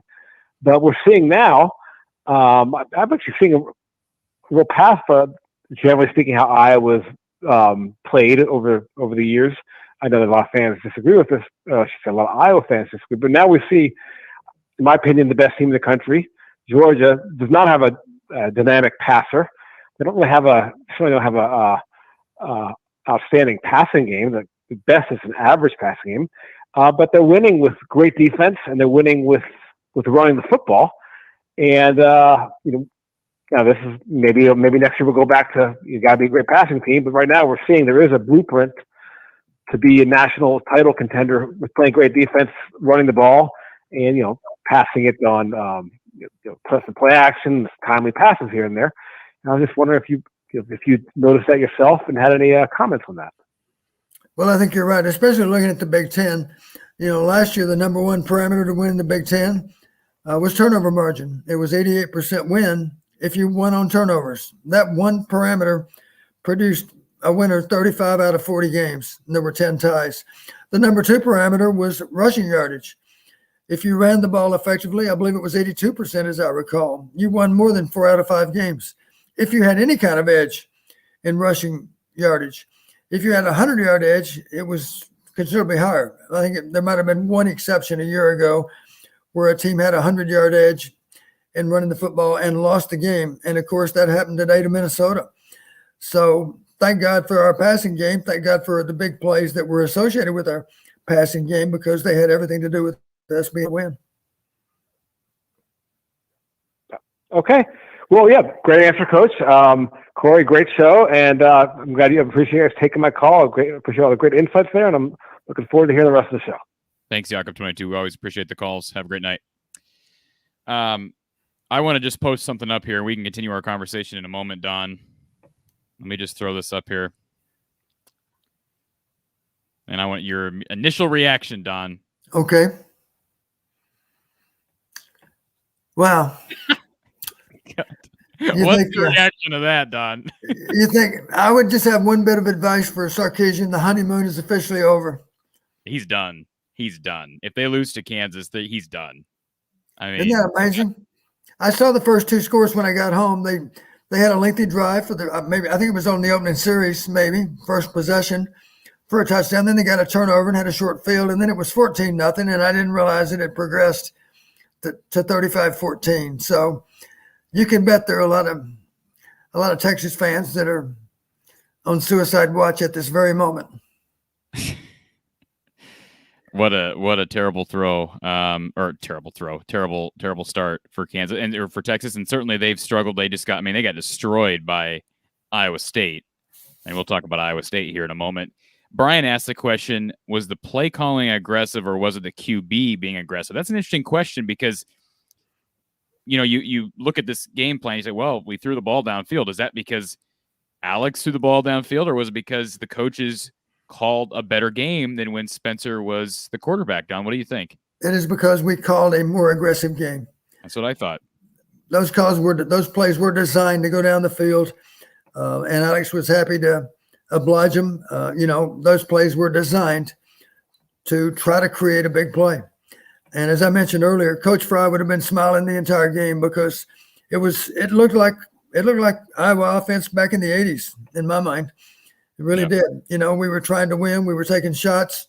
You know, they were plays that certainly had a chance to be, with good execution, had a chance to be effective and positive for us. And our percentages weren't great on those plays, but you don't expect them to be great. They don't have to be great. If you had half of them, you know, it's the baseball analogy. If you're swinging for the fences all the time and you have the power to get there, you don't have to hit too many out to be a home run hitter and to pile up the runs, you know. So same thing in ball. If you're taking shots, if you're swinging for the fences, if you only connect half the time even, that's good, because with 4 attempts, you're going to have 2 huge plays. With 6 attempts, you'll have 3. I wrote down in my notes, big plays cover a multitude of sins. Absolutely. So, and you only have to think back. I think there was a game last weekend, somebody won with unlikely numbers, and it was because of big plays. Who would it have been in the Big Ten a week ago? Was it maybe Maryland's? I can't remember. Maryland played last week. You might be right. I mean, I can't recall. They tend to do that. Yeah. Thanks for listening, Bob. I didn't want to ignore this comment, and he does owe us a beer, so I appreciate that. And then a couple people made some cracks at your expense, Don. So your internet was having problems. Spaghetti Factory says Don's on that free Iowa City Wi-Fi downtown. And then John says he adds to it. He says James Franklin got Don's Wi-Fi password. So we've got some jokesters in the chat here tonight. Do you think maybe that James Franklin and I are not Facebook friends? I would guess not. That's entirely possible. All right, we've got another caller here. Thank you for calling Iowa Postgame at the Voice of College Football. Who's on the line? Greg from Phoenix. I was wondering what Don thought about the play calling on that when we got the ball at the 3. I thought they should have gone for the touchdown and forgot about the time. We talked about that a little bit earlier, Don, but do you kind of want to rehash what you went through earlier on that play call? Sure, I'd be happy to. At that point in the game, whatever plays we had scripted to be logical calls down near the goal line, I thought that was the perfect time to make those same plays. I would have preferred to see any kind of run that we thought had a chance, and preferably out of a tight formation. When I say a tight formation, I mean 2 tight ends on the field. So in that regard, you've only got 1 wide receiver, 2 tight ends. So you have no short edge. When we talk about short edges, I mean a front that only has a guard and a tackle to that side of the ball. That's what I call a short edge. The beauty of having 2 tight ends, of course, you don't have a short edge on either side, which doesn't mean that you still can't go wide with the ball. Typically, of course, the defense packs inside, expecting something to be between the tackles. And if you do go play action and roll the quarterback out, then obviously there's a chance that a receiver might be wide open. And when I say a receiver wide open, it's one of those tight ends that maybe starts off presenting as a blocker and then, of course, becomes a receiver 1 second after the ball is snapped. And by then, of course, that poor guy that's manned up on the tight end, he sees the tight end block. He gets prepared to defend that inside fake. And at that point, of course, he's not able to cover the tight end who comes out a split second after the play started up. So that's an ideal call. And I mentioned the pop pass too. Those are both ideal first down calls, 1st and goal. Yeah, it should seem like they should have faked it and tried a tight end pass or tried something on the edge or just tried to score a touchdown and assault it away. But yeah, and Cory and I talked about it. If we go -3, that's okay because it's still a short field goal. Even if we have to kick, if we lose yardage on 1st, 2nd, 3rd down, that's okay. We're still kicking a field goal to go up by 5. Absolutely. And I appreciate the call from our caller in Phoenix. We're getting all these different states involved. We've heard from callers from Alaska, from Virginia Beach, from New Jersey, and now from Arizona, from Texas. So appreciate the listeners all over the country. And we did remember we had the call from the Philippines, Don. Were you on for that? I think so, yeah. Okay. So I remember somebody in a way different time zone than us. I think my favorite caller was the caller who is from India. He's living in Nebraska, but he said that he did not know anything about American football before he came to America, and now he's a huge Iowa fan. I thought that was really, really cool. We do have another caller here. Before we get to our next caller, he's been on hold, and I appreciate that. I wanted to get to this question from Spaghetti Factory. What was the biggest Iowa trophy game when you were coaching at Iowa, Don? Obviously, Iowa's dominated the Nebraska, Iowa State, and Minnesota series in recent years. They've struggled with the Wisconsin series, but what would you say in answer to that? Well, we didn't have that many trophy games back in those days, but without question, the biggest trophy game was the Pig. It was Minnesota. And Minnesota won a few games. I do know that Coach Fry had a winning record against Minnesota. I don't recall what it was. I think we won at least 60% of the time, as I recall, over those 20 years. Minnesota had some wins too, of course. But if we did have a traveling trophy with Iowa State, but it wasn't much of a rivalry because you might recall we won 15 in a row at one point. So it wasn't a very evenly contested series for that length of time. Right. I just do want to address this. What year is Padilla? He is a sophomore. Okay. Luke says the guy literally tore his ACL. The fans were booing. It's BS. Well, he's talking about the kid from Penn State that did get injured, but we're not talking about him faking the injury. We're talking about other players. I think it was Mustafer that tore his knee, and it's unfortunate. I wish him a speedy recovery. That doesn't mean every injury was legit. We're not going to go back on that, though. I knew that was legit because I think we might have lost a yard on that play. Right. And the other ones were not the case. Right. All right. Let's go to our next caller. Thank you for calling Iowa Postgame at the Voice of College Football. Who's on the line? This is Gary from Arizona. Gary, another caller from Arizona. How are you tonight? I'm great. I have to tell you, I attended the University of Minnesota, okay. and when I moved to Cedar Rapids, I became an avid Hawkeye fan. That was in 1980. It was a great time to be there and to watch Hayden Fry. I have a thought, and that is that the current offensive coordinator should study Hayden Fry's exotics.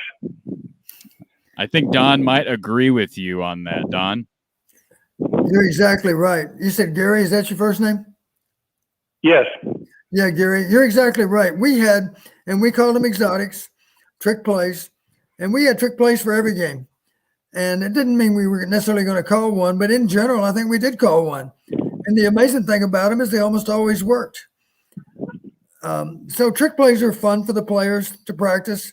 It's a little demoralizing if you get outsmarted on a particular play. That's a good feeling for the offense and not such a good feeling for the opposing team. And of course, it makes the defense a little more tentative because they realize there's always a possibility that this is a trick. So they're not flying to the ball maybe quite as fast as they otherwise would. Yeah, and that was Hayden Fry's use of psychology, I think. Yes. Yeah, I'll give you a great example, and Cory's heard me talk about it. There are trick plays, and then there are other trick plays that come off of trick plays. Let me give you an example. If you remember the Purdue game a week ago, Purdue gave the ball to the fly sweep man, who pitched it back to the receiver coming around the other direction as if it's a reverse. And, of course, at that point, the defense is defending the apparent reverse, except the reverse man pitches the ball back to the quarterback. And at that point, all the quarterback does is turn around and throw it to the original fly sweep man, who is now on a screen pass with a bunch of ugly linemen in front of him. And you might recall he went about 50 yards for a touchdown on that play. If he couldn't run at all, he would have gained 20 on it. But as it was, he was a good runner, and he took it all the way. I've been waiting for a flea flicker. That's another good play that often works. We haven't called a flea flicker in several years, I don't think. I don't remember the last time we've called one of those, but I wouldn't mind seeing it. Michigan State pulled it off. They showed that today during the broadcast. They do it a lot. So I enjoy the show a lot, and I feel like I'm learning tremendous amount from Coach. I love football, and I'm learning from the coach, well, from both of you, but as I listen, I just think, boy, this is a great way to learn about football. Hey, we appreciate that. And I'll just say this. I don't mean to be Debbie Downer here, but one of the worst Power 5 teams in the country right now is Arizona. What is wrong with the Wildcats, caller? The coach. Okay. All right. Simple enough. There's the answer, Don. But yeah, no, we appreciate the call. And yeah, Don is, that's why we love having him on. He teaches us all. Yeah. Great. Thank you so much. Have a good night. Thank you, Gary. I appreciate it. All right. We do have another caller here. Before we get to our next caller, Monty Peterson. Give it to Goodson, Keegan Johnson, or even Gavin Williams. If they don't score, they still have 98 yards to go to win. Well, and they wouldn't if you go for the score early. You don't have to go for it on fourth down. You can look at it and say we've got 3 downs to score here, and then if we have to, kick a field goal. But not. Right. I guess your philosophy, Don, is not going for it on first and second only gives you 1 chance on third if you're planning on kicking on fourth. Yeah, go ahead and treat it like it was the opening possession of the game and you're first and goal at the 3. Run those plays. If You've already run them, then maybe you don't want to run them a second time. But as I mentioned, there are very logical plays to call down there that take advantage of the fact that they absolutely expect you to run the ball. They expect you to run the ball up inside even, or maybe even sneak. So they're all hunkered down to play the sneak or to play the fullback dive. That's a great time to fake inside and roll outside. All right, thank you for calling Iowa Postgame at the Voice of College Football. Who's on our line? Hi, my name's Randy. I'm from the suburbs of Chicago. Hey, Randy. How are you from the suburbs of Chicago? I'm great, thanks. Hey, I just got on, so if you guys already covered this, I apologize. My question is for Coach Patterson as a former offensive coordinator. When we turned around the 4th and 17 basically on the goal line, I think we were maybe 3 yards out, and we tried a couple quarterback sneaks, which seemed like long shots. I guess my problem with that is that was one easy chance to go for the jugular. If any way they get a long pass on us, and they got 2 going at that point, we're done as far as Indy goes. And I thought that was a real good opportunity to just go for the jugular, go up 9 and seal the deal. But instead I thought had some pretty atrocious play calling in that situation and went up 5. Of course it worked out. And either way, the odds were going to work out, but I don't know how much damage we would have done just going for it. Maybe out pass to Arlon Bruce for 3 yards or something like that. I'm curious, as a former offensive coordinator, what your opinion is of that. Thank you very much. Appreciate the call, caller. And Don, go ahead, Cory. You can hit this one out of the park. Go ahead. Well, to answer our caller, and Don did answer this earlier in the question in the show, so I'm going to quote him on this because I don't want to have to have you repeat it for a third time, Don. But my thought on it was it's okay to run the first 2 sneaks and go for the score on another sneak on third down. Everybody else disagrees with me, so I'll just admit I'm wrong on it. What Don said is absolutely go for it.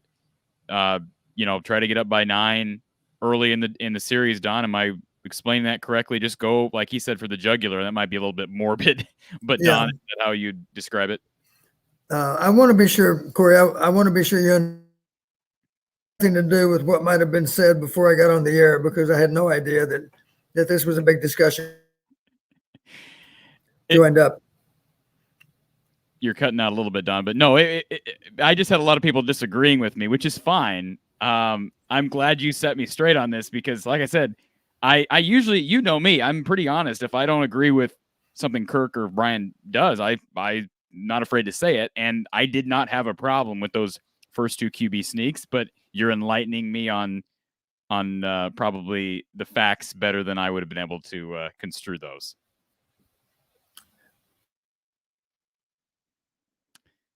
Because the end wouldn't have had to have been quite so pressure packed. Right.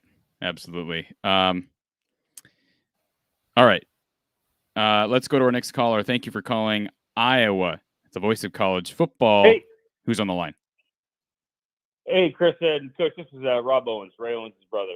I just wanted to give a quick shout out to our defensive line. I know we got torched with a shit ton of running yards tonight. But most of that, from what I could see, was all stretch plays and the pitches and stuff. Them spreading the field on us laterally, and with the big size advantage that they had on us, I think our the front line on the D just held up pretty well and kept them side to side more than more than north and south, if you know what I mean. So yeah, I just want to give a quick shout out to the defensive line there for taking care of that big size disadvantage that we had. Absolutely. Yeah, and I want to ask you, whose brother are you? Did you say? Yeah, that was I'm Ray Owens' brother, the guy that called earlier. Oh, okay. All right. And messaged you. So yeah. Sure. So okay. Just, that's all I want to say, Chris and Coach. Or I'm sorry, Cory. This first time listening, so I'm from out of state, so I'm not really sure who I'm talking to. So where are you from? Where are you anyway, from, if you don't mind me asking? Well, I'm originally from Indianola, but I did 20 years in the service, so I traveled every 2 years to different states and stuff. So I'm from all over the place. So okay, right now I'm in North Carolina.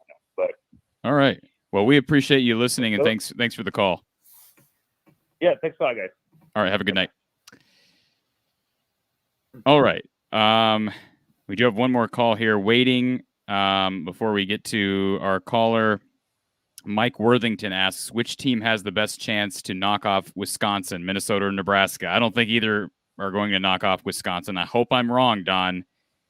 What's the answer to this question? Who are you putting your chips on right now? Is Nebraska, Wisconsin playing this next weekend then? Is that what we're saying? Yep. And it's in Madison. In Madison. Nebraska had a bye today, is that right? I believe so, yes. Yeah. Gosh, if I was a betting man, I'd hate to bet on Nebraska right now. You know, they're talking about 4 offensive coaches losing their jobs, and that means grad assistants and quality control people are taking their place. It's kind of hard to imagine that Nebraska is going to be able to pull that off. You said they play in Madison too? They do. Yeah. Good luck with that. That's going to be a problem, I think. And Nebraska, you'd have to say, is even though their defense was improved this year, you'd still have to classify them as a finesse offense. And let's face it, Madison next weekend might not be ideal weather. And if the weather's poor, then that favors Wisconsin even more, I would say. So I think the better chance for Wisconsin to lose would be the Gophers. It is in Minnesota. And of course, they can match strength with strength. They're both big, strong O-lines, and both teams have a chance to control the ball.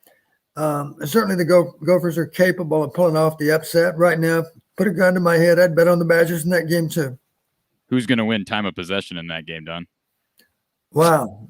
The team that wins the game will have won time of possession probably. I have never seen a team win losing time of possession of over 40 minutes to under 20. I will say this. Usually if it's that big a spread and one team won over another, it would be because it was, Ohio State versus Nebraska maybe, because Ohio State was scoring on 3-play drives, and it only took a few seconds for them to score. And in that regard, you might see a 2-1 spread on time of possession. If it's a really, really explosive offense, you might see the team with less time of possession win, but that's never been Iowa, not until today. I'd be willing to bet we haven't won a game with less than 20 minutes time of possession. That has not happened in a long time. Maybe it happened back in our day, but it certainly hadn't happened over the past 20 years, I bet. All right, let's take our next caller here. Thank you for calling Iowa Postgame at the Voice of College Football. Who's on the line? This is Robert from Arkansas. Hey, Robert. I got a couple questions for you and Don, if you could answer them for me or get Okay. your opinion. Sure. I was watching the post-game interview like I always do with Kurt, and he was asked again which quarterback would start next week. And he said it depends on Petrus's health and what they do in practice. But he also said it was good to have 2 quarterbacks ready to go. Now, my question is, to have 2 quarterbacks that you could play in a game, to me, as long as the coaching staff can manage 2 quarterbacks, I don't mind them using 2 quarterbacks during a game, if at all, to confuse the defense. Now, what's your opinion on that? I have no problem with that. Don, your thoughts on Yeah, that? I agree. Here's a question for the caller. If Kirk mentioned it was a nice situation to have 2 quarterbacks ready to go, was he referring to the second quarterback as Spencer? Is that what we're saying? Was he declaring that Spencer was healthy today? Yes. I didn't know that. He said that he was still, a little bit hurt, but he did. He was talking like Petrus would be the second quarterback for next week's game. Okay, that's the way he was presenting it. Don, I don't know. I didn't see any of the pregame, so I don't know if Spencer threw it all in pregame. Certainly going into the game. Last time I checked, Kirk was kind of going to be a game time decision. Yeah, Spencer wasn't healthy heading into this game. I think. Is that right? What our caller was just saying, Don, was just that it sounds like Kirk was implying that it's going to take a healthy Spencer and a full week's practice before they make a decision on the starting quarterback. Is that accurate, caller? Yes, that's accurate. Yes. So, and he also said he didn't mind if the case presents itself to have two healthy quarterbacks ready to play. And like I said, I don't mind them using two quarterbacks, to be honest. Well, I don't think, I didn't hear what Kirk said, but I doubt what Kirk meant by having two ready to play means he would play two. But I agree with you that I would have no problem with that. But I kind of doubt, knowing Kirk, that he would want to run a two quarterback system. But having two ready to go is not a bad either way. No, that's true. That's true. My other question is with Goodson. It seems like to me when and he didn't do it earlier in the season, but it seems like he does it a lot now. When you hand him the ball, when you hand the ball off to him, he'll run maybe 4 or 5 steps, and then he'll hesitate. And, you could say he's looking for a hole to go through. But to me, he hesitates, and it gives the defense time to put an eye on him instead of just hitting the line and busting through it. To me, it just seems like he hesitates. And I was wondering on your opinion about that. What do you think, Don? Well, there are times, you heard me mention earlier, that I commented one time during the game to press the edge, as we say, continue to push to the call side, to the reach side. Don't give up on the outside zone quite so quickly. And of course, if there's not any kind of sliver of daylight, it means you're not going to gain a lot of yards, but at least it means you're not going to lose a lot of yards either. When you put on your brakes and try to cut way back, then obviously you have the possibility of losing 3 or 4 yards when you do so. Well, it seemed like to me earlier in the season when he didn't hesitate, like I'm talking about, even if the hole was not there for him to bust through, with his strength, he would bust a hole through there and gain positive yards by his tackles. So, right. It just seems like to me he's hesitating for some reason. I don't know why. Yeah. The hard part is when obviously you got blockers engaged with those defenders on that side on the call side, as we call it, on the side that we're running to. And if they do a good job of getting up the field, when I say up the field, I mean they're working deeper into our side of the line of scrimmage. Obviously, that forces you at some point to have to cut back. But assuming our guys are fighting and it's almost a stalemate working down the line, then that's the time, of course, when you can continue to press the edge. And if there's not daylight right now, there's certainly likely to be a little bit of daylight a split second later. And as you say, even if the daylight doesn't show, just putting your pads down and muscling forward for the best yardage you can still gives you maybe a modest gain of a yard or two. But again, that beats the minus plays all to death. That's for sure. Okay. Well, that's all I had. That's the only 2 questions I had. I appreciate it, and I love the show. All right. Thank you very much for listening, for calling. Have a great night. Yes, sir. Thank you. All right. Before I think we just lost our other caller. We had somebody waiting on hold, and we just lost him. So if you were waiting, call back. apologize for that if that was on our end. Don, we filled our hour with you. Are you good on time to where you can hang out with us for a few more minutes? Sure.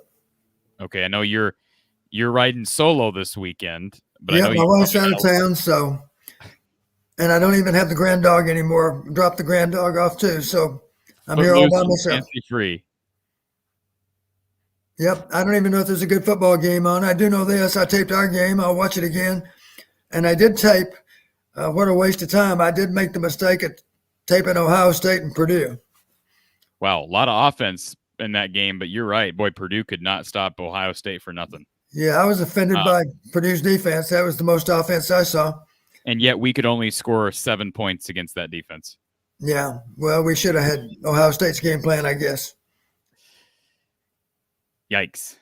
Okay, just an update real quick for everybody. Number 11, Texas A&M trailing number 15, Ole Miss in the third, 15-10. Notre Dame leading Virginia 21-0. Number 16, NC State trailing number 12, Wake 24-20. And now Texas has scored, so it's 35-21 in the third. They're trailing Kansas. All right, couple questions here. We're way behind. We can kind of do some quick fire style questions here. Don, what did Don think of the Minnesota pitches and cutbacks in the first half that worked so well, and then Fleck started throwing the ball in the second? Good question. Yeah, all I know, I kept looking at those immediate stats that were on the big board, and I kept remember thinking, oh my God, they've outnumbered us 2-1 in rushing yardage, and now they're over 100 yards margin in rushing yardage, and now it's 120, and now it's 130, and now 140. And I'm sitting here thinking, how are we going to win this game if we're getting outrushed by 150 yards? I don't know what the final total was, but it probably was in that range, I think, maybe about 150 yards. And then as the game played out, we were stuck on 99 yards passing for the longest time, and I realized we've hardly had the ball. I think that was during the third quarter. It seemed like they really dominated time of possession in the third quarter. And yet our defense was hanging in there. And, of course, they had a long field goal attempt that was partially blocked. And they had some other drive stall out. But invariably they were pushing the ball down the field and eating up a lot of clock too, because so much of it was running game. I can see what you're saying. I'm sure some Minnesota fans are wondering, why did we end up throwing as much as we did in the latter stages of the game? I'm sure some people would argue that that Minnesota had a better chance if they would have hung in there with the running game and then throw more play action pass. Right. Play action pass for Minnesota is a good thing because those linemen don't have to block defenders that are certainly expecting pass. Obviously, if it's a drop back pass, even if it's an early down drop back pass, well, if there's no play action involved, then obviously those defensive linemen can recognize early on that it is a pass. And at that point, of course, it's a little more difficult for our offensive line to keep them out. Right. Charles Pinster says, do you think Kirk ever overrules Brian on any calls? I think the answer to that question is yes, right, as the head coach. I lost you, Cory. I'm sorry. Don, does Kirk ever overrule Brian on play calling? I'm assuming he does at times. I don't know if he does that. There's not a lot of time to make a call, as you know. You have heard me say what I would expect that Kirk does from time to time. Good example would be first and goal at the 3 there at the end of the game. If Kirk would have said, just for the sake of argument, as soon as they failed on fourth down, if he would have said naked at 1, meaning fake left and roll right, then Brian would have interpreted that to mean that's the play you want, that's the play I'm going to give you. So in that regard, a head coach does have a chance to make a specific play call. Other possibilities, of course, he might simply say something as obtuse as run wide. There are several plays that we have that run wide. Obviously, another option would have been for him to say, I want to sneak it. Maybe he did. I don't know. I don't know whose idea the QB sneak was on first and second downs. I don't recall if there was a timeout during change of possession. I don't think there was. Usually, they'll stay away from TV timeouts if one team has gained a serious advantage on a failed fourth down. And obviously, when they failed on the 3 or 4 yard line, we gained a serious advantage in the game. And it would have been logical that there was not a TV timeout then. I don't believe there was. So there wasn't a lot of time for discussion. And yet, even then, Kirk could have simply said, naked to the right, naked at one, whatever the call might be. He might have simply said, run wide, something along those lines, just some general guidance as to what to do, and then leave it up to the play caller to make the final decision. We obviously have several plays that would involve us running wide. And so I don't think Brian was given a lot of direction from Kirk then. What do I know for sure? You know, I'm not privy to that. I don't know, but I'm just talking about head coaches in general. Even when they're not the play caller, even when they don't maybe have any experience as a play caller, they still have the prerogative, of course, to give some guidelines as to what play should be run. Absolutely. And I do think that Kirk does that from time to time. I would expect that he does. Don Ramsey Nelson asks, would misdirection plays help in the run game? They do that at times, but he said it seems like defenses don't even watch the backfield. They just crash all 7 following the O-line's first step. Your thoughts, Don? Well, you're right about one thing. To be honest with you, watching Minnesota play, I kept being nervous about the possibility of their quarterback keeping the ball on all those run plays because it seemed to me we weren't honoring him very well. I was surprised he didn't. How many times did he actually keep the ball off those runs?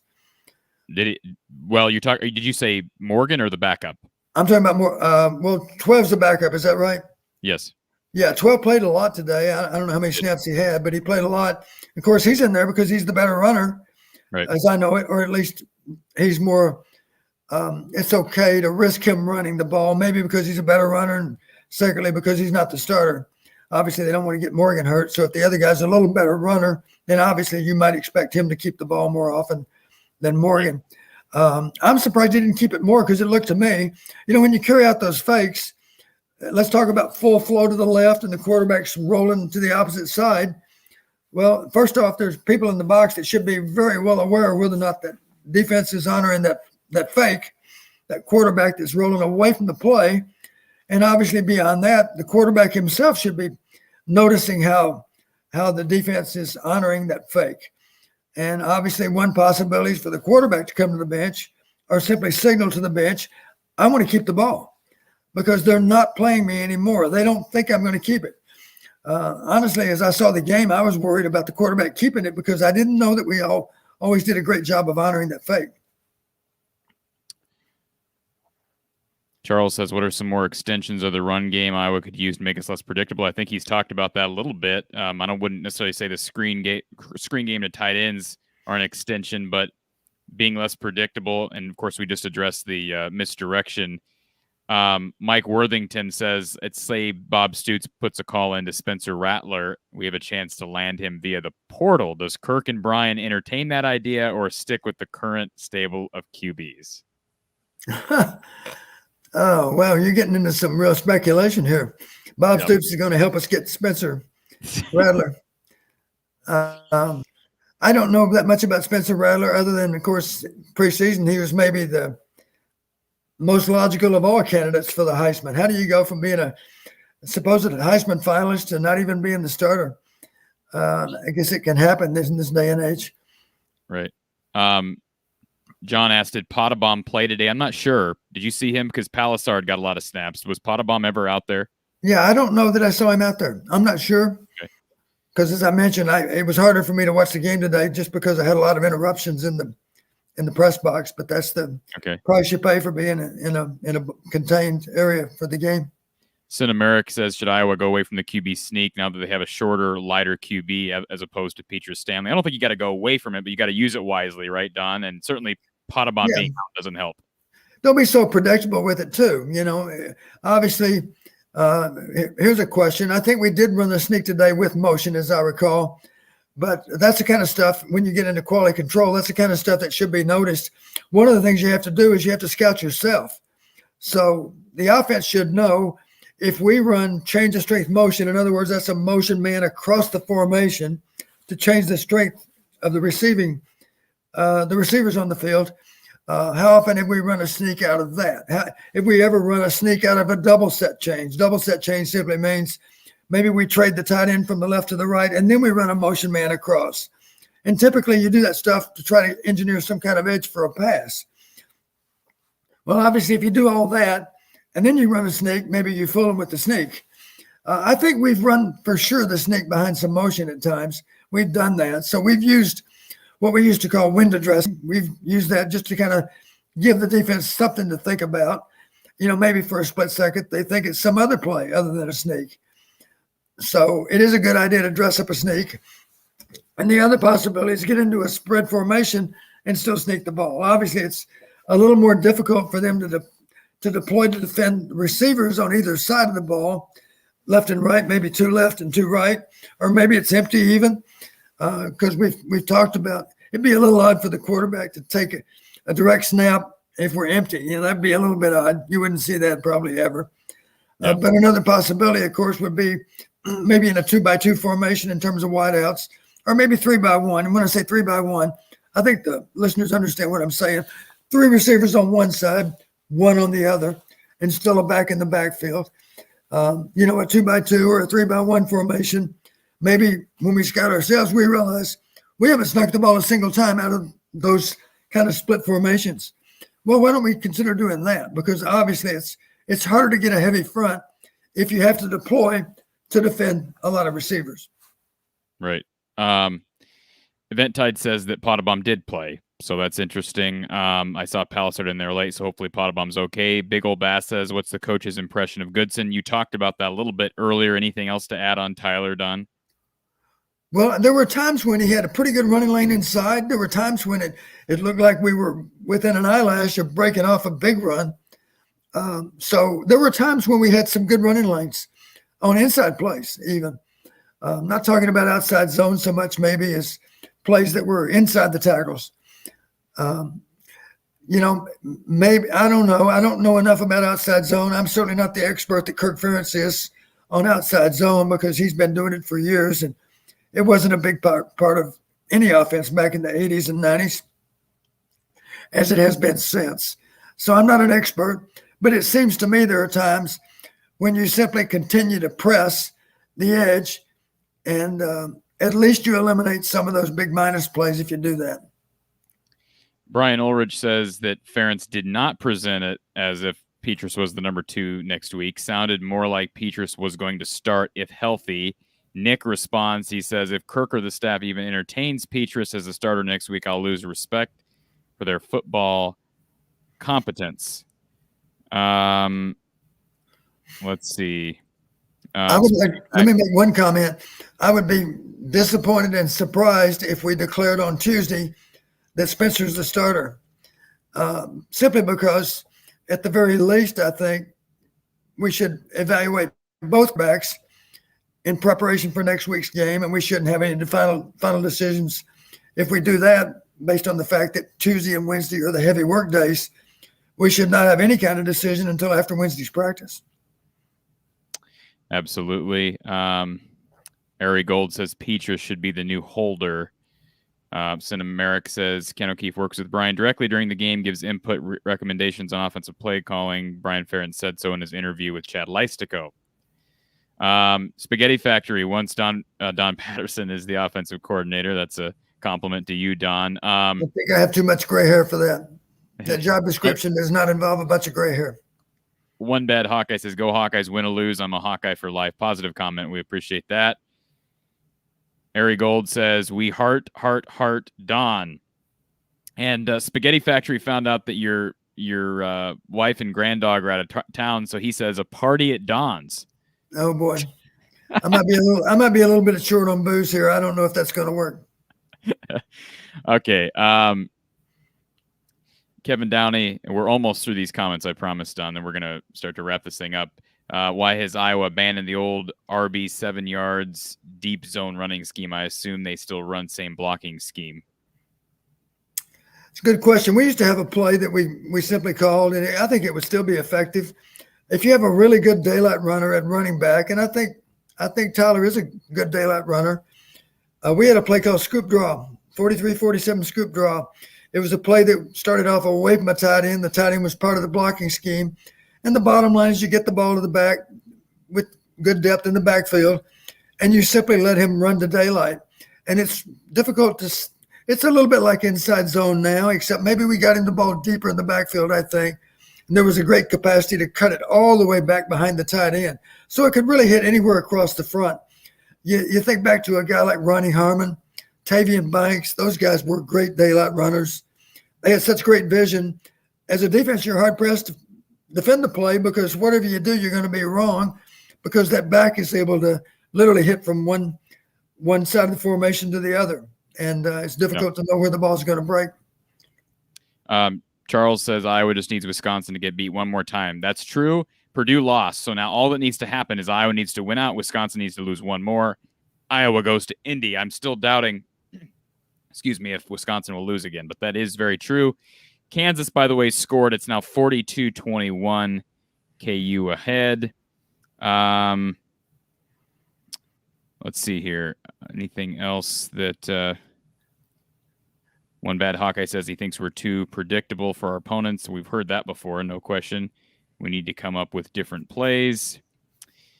And appreciate the compliment here from Spaghetti Factory on the show. And we always appreciate the listening ears that we have each and every Saturday. Want to take this opportunity to let everybody know that we are hosting live Iowa men's basketball post games with a good friend of Don Patterson's, Coach Gary Close. Gary was an assistant coach under Coach Tom Davis at Iowa back in the day, and went on to go to a couple Final Fours on the Bo Ryan staff at Wisconsin. Coached the likes of Frank Kaminsky, Chris Street, Kenyon Murray, of course, and all the greats under Don Patterson, under Dr. Tom Davis. So if you want to join us for Iowa basketball postgame, please subscribe to From the Hawkeye of the Storm on YouTube. You'll see it there on the bottom ticker, From the Hawkeye of the Storm on YouTube. And again, we'll be hosting live shows after nearly every Iowa men's game of this year. We did not have Gary on last night because Gary was at a Bo Ryan celebration up at Wisconsin. But he is planning on being with us regularly. This coming Tuesday, I don't believe we'll have a show because I'm having surgery that day. But we'll be there throughout the season. So I just wanted to make a note of that. Of course, we'll continue to have our live post games with Coach Don Patterson each and every week. Again, if you haven't subscribed to this channel, please do that now. And Don, we didn't mention this earlier. We did talk to our callers about it. Iowa State comes back from 31-14 down at halftime, ties it up at 38. Texas Tech kicks a 62-yard field goal to beat the Cyclones as time expires. Well, I know, having grown up in Texas, I know the wind in the Panhandle sometimes does blow. So that must have been a wind-assisted kick, I assume. Somebody commented they thought they would have been good from 70. So wow. I don't know. I don't know if that's true or not, but man, what a way to lose if you're Iowa State. I do feel bad for them. Cinemeric, some compliments here. Appreciate the kind words. Usually listens on Sundays or Monday morning on his drive to work. And this would be a good opportunity to remind everybody that we also, if you see the bottom ticker here, From the Hawkeye of the Storm is available on Spotify, Apple, Google. So we not only have our post games for Iowa basketball on our podcast platforms, but we also have this podcast, this show, a podcast version over at From the Hawkeye of the Storm. So if you want to listen back to this show via Spotify, Apple, Google, Anchor, Amazon, wherever you listen to podcasts, you can do that now. Usually takes about a day to upload those podcasts. Once we get those up there, you can listen on demand and also catch my weekly podcast, Brada's Branded Thoughts, through From the Hawkeye of the Storm. And, of course, our show with Coach Gary Close. Appreciate the kind words here, Mike. The surgery should go well. I'm not too concerned about it. Charles loves the basketball content. Appreciate that. And Hair Trigger 83 says, I guess we're all over here and not on the other channel. Yeah, please subscribe here, but also subscribe to From the Hawkeye of the Storm. I really would appreciate that. Cinemeric says that kick would have been good from 70. He murdered that football. Okay, Don, I've kept you a long, long time. Let me just run through a couple notes that I had. You'll like this. I don't know if you noticed from the press box, but PJ Fleck blowing his bubble gum. You've got Kirk Ferentz, who I'm assuming he chews Trident. I don't know if you have confirmation on the brand of gum. Not sure. I don't ever see him blow bubbles. You've got PJ Fleck blowing bubbles, and I tell you, he gets very close to his mouthpiece, and I would think you'd be afraid of the bubble gum sticking to the mouthpiece, but he finds a way to keep it clean. I don't know if you've noticed that, Don. That may be the one area where PJ has an edge on Kirk, I think. You're right. Bigger bubbles. Huge block kick by Logan Lee. We didn't give him credit. He's played well and sort of the underrated guy on that defensive line. He's started every game. I didn't realize that. I thought Iowa got fortunate on a couple of the 3rd and long run plays out of the shotgun. They worked, but they make me nervous, Don, when you're running on 3rd and 9 and 3rd and 10. Certainly the second one worked. And let's be honest, Iowa did catch a series of breaks in this game, Don. One being the Sori Marin linebacker kid that dropped the easy pick from Padilla early. And then, of course, the first quarter touchdown that was for naught from Morgan. Just threw it over the tight end. That would have been a touchdown, I think. 3rd and 7 in the third quarter, there was an overthrow to Ottman Bell by Morgan that would have been a first down. Of course, it was a huge down. It was a critical down, so they go off the field. And then, of course, the third quarter interception dropped by, is it Whaley on the forced throw to Lachey from Padilla. So Iowa did catch some breaks along the way, and they needed it with all of the stats not going Iowa's way. Yeah, that's all true. Cory, let me mention one thing about that Kansas game.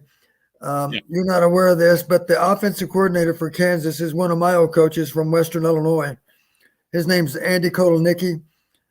He was out with the Kansas coach at Buffalo, and I had him as a young assistant back in the day. He was a grad assistant with us at Western Illinois back in those very good years that we had in the early 2000s.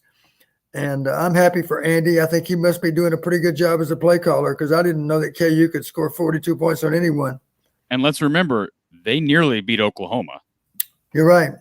You're exactly right. They hung in there then too. So right now, I'm sure that the KU fans are pretty happy with the progress in your. Absolutely. And according to Cinemeric, Kirk Ferentz chews bubble yum. I did not realize that, but he does not blow bubbles. I don't see bubbles on the sideline. Appreciate the well wishes from Hair Trigger. And apparently he's a British citizen that lives in Marion, Iowa, and is a Hawkeye for life. And of course, Charles reminds us, hashtag Don the GOAT, as always, Don. So one more thing, I will give the refs a little bit of credit. I thought the bad tweet, the worst take of the day, and I hate to say this because we've had Julian Vandervelde on my podcast in recent years, but Julian Vandervelde tweeted out during the game, quote, "Horrendous. This is Big Ten football. How do we not have cameras pointed straight down the goal line for blank like that? Hankins had the fumble and the recovery. That's an absolute travesty." Don, I love Julian. That's a terrible take. There's no way that you can say conclusively that the ball was out on the goal line. And I'm an Iowa fan, but there's no way you overturn that call in that situation. Am I wrong, Don? No, I think you're right. So, I like Julian, but not a good take. And I will say this, the delay of game, I don't know when it was, either third or fourth quarter, delay of game on Minnesota, I thought was also a bad call. Usually the refs allow that extra second, at least according to the TV clock. They did not allow that extra second. So just thought I would bring that up as well. There were some calls that went against both teams today. And but overall, I thought it was actually pretty even in that regard. And, the good news here, Don, is Iowa's still alive in the race for the West. And, we are relying on Wisconsin losing, which to me seems like a long shot at this point. But there's still hope for the season, Don. If they lose today, if they had lost today, the interest level would have went way down, and I think understandably so. Right. You're exactly right. All we can do is control our own games, and we don't need to worry about Nebraska right now because all of our focus, I can promise you, is going to be on Illinois. All right, so Illinois, Iowa, to remind everybody, it will be next Saturday, so the 13th, at 1 p.m. Let me get this up here, and I believe That game is on FS1. I'm positive it's on FS1 without even looking. 1 p.m. on FS1 for Hawkeyes and the Fighting Illini. And believe you me, Don, Brett Bielema will have those guys ready to go. This is not a Lovie Smith. I like Lovie, but this is not a Lovie Smith Illinois team. This is a team that's capable of beating Iowa this coming Saturday. Yeah, these are the Fighting Bielemas. The Fighting Bielemas, absolutely. Yeah. Cory, we have one thing to work out. I'm scheduled, as you might recall, to work at Western Illinois at Northern Iowa next week. I think that's a 2:00 kick, as I recall. I did hear a rumor that Western was going to cancel the game. I'd be very disappointed if that were true.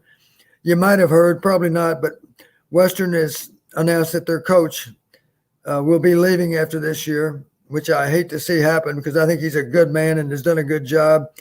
Western, just a difficult job. As you know, North and South Dakota, North Dakota State, South Dakota State, those 4 schools in particular, they have a lot of money. And then on top of that, you throw in Northern Iowa, Southern Illinois, Illinois State, Youngstown. There's a lot of good teams out there. Missouri State.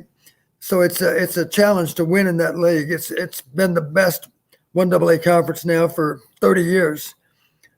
Anyway, they've made a change with their coaching staff, and I think it would be atrocious if they didn't allow those coaches and those players to play their last game. So I'll be disappointed if the game's canceled. The only reason in my mind that it would ever be canceled at this point in time would be some kind of terrible COVID outbreak, and I don't think that's going to happen. So I suspect that the game will be played. I just heard a rumor that it might not be played.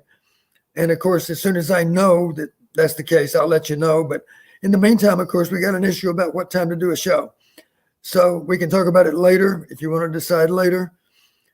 Realistically, if it's 2:00 kick, the game's over 5:30. I still got to get back from Cedar Falls, and I will not have seen the game. So right now, I'd say on the surface, our show would be logical to be on Sunday again, if that's possible. I think people like the Sunday thing, Don. So what we'll plan on, if it's okay with you, I will go live. We'll do a live show immediately following Iowa, Illinois, as we did before. And then we'll follow it up with the part 2 of our post-game Sunday night at 7 p.m. Central Time, if that works for you, Don. That sounds like a plan, and I hope those listeners don't get their football needs all settled on Saturday night, because I'd hate to miss out on all the fun on Sunday. Absolutely. And as a reminder, donate to the Voice of College Football. Make a note that it's for the Iowa channel. Look in the description below to do that. And then, of course, Iowa Hawkeyes Live. The next time I'll be live is with the Voice of College Football, Mark Rogers, Tuesday, 4:30 p.m. Central. Actually, you know what, Don? What's that? That will not be happening because I'll be high on anesthesia. So scratch that. It is every Tuesday except this coming Tuesday. So I'll have to talk to Mark. I don't know if we'll work in the show at a different point this week or not. We'll tweet that out. So if you're not following me from the Hawkeye of the Storm on Twitter already, we'll tweet that out. I'm sure Mark will do so as well. And again, subscribe to From the Hawkeye of the Storm for Iowa basketball postgame as well. And I think that's all, Don. It's been a pleasure as always. We'll look forward to hopefully what is a 9th win on the season next week against Illinois. I like our chances. All right, for Don Patterson, Coach Don Patterson, I'm Cory Brada from the Hawkeye of the Storm and Iowa at the Voice of College Football. We will talk to you soon.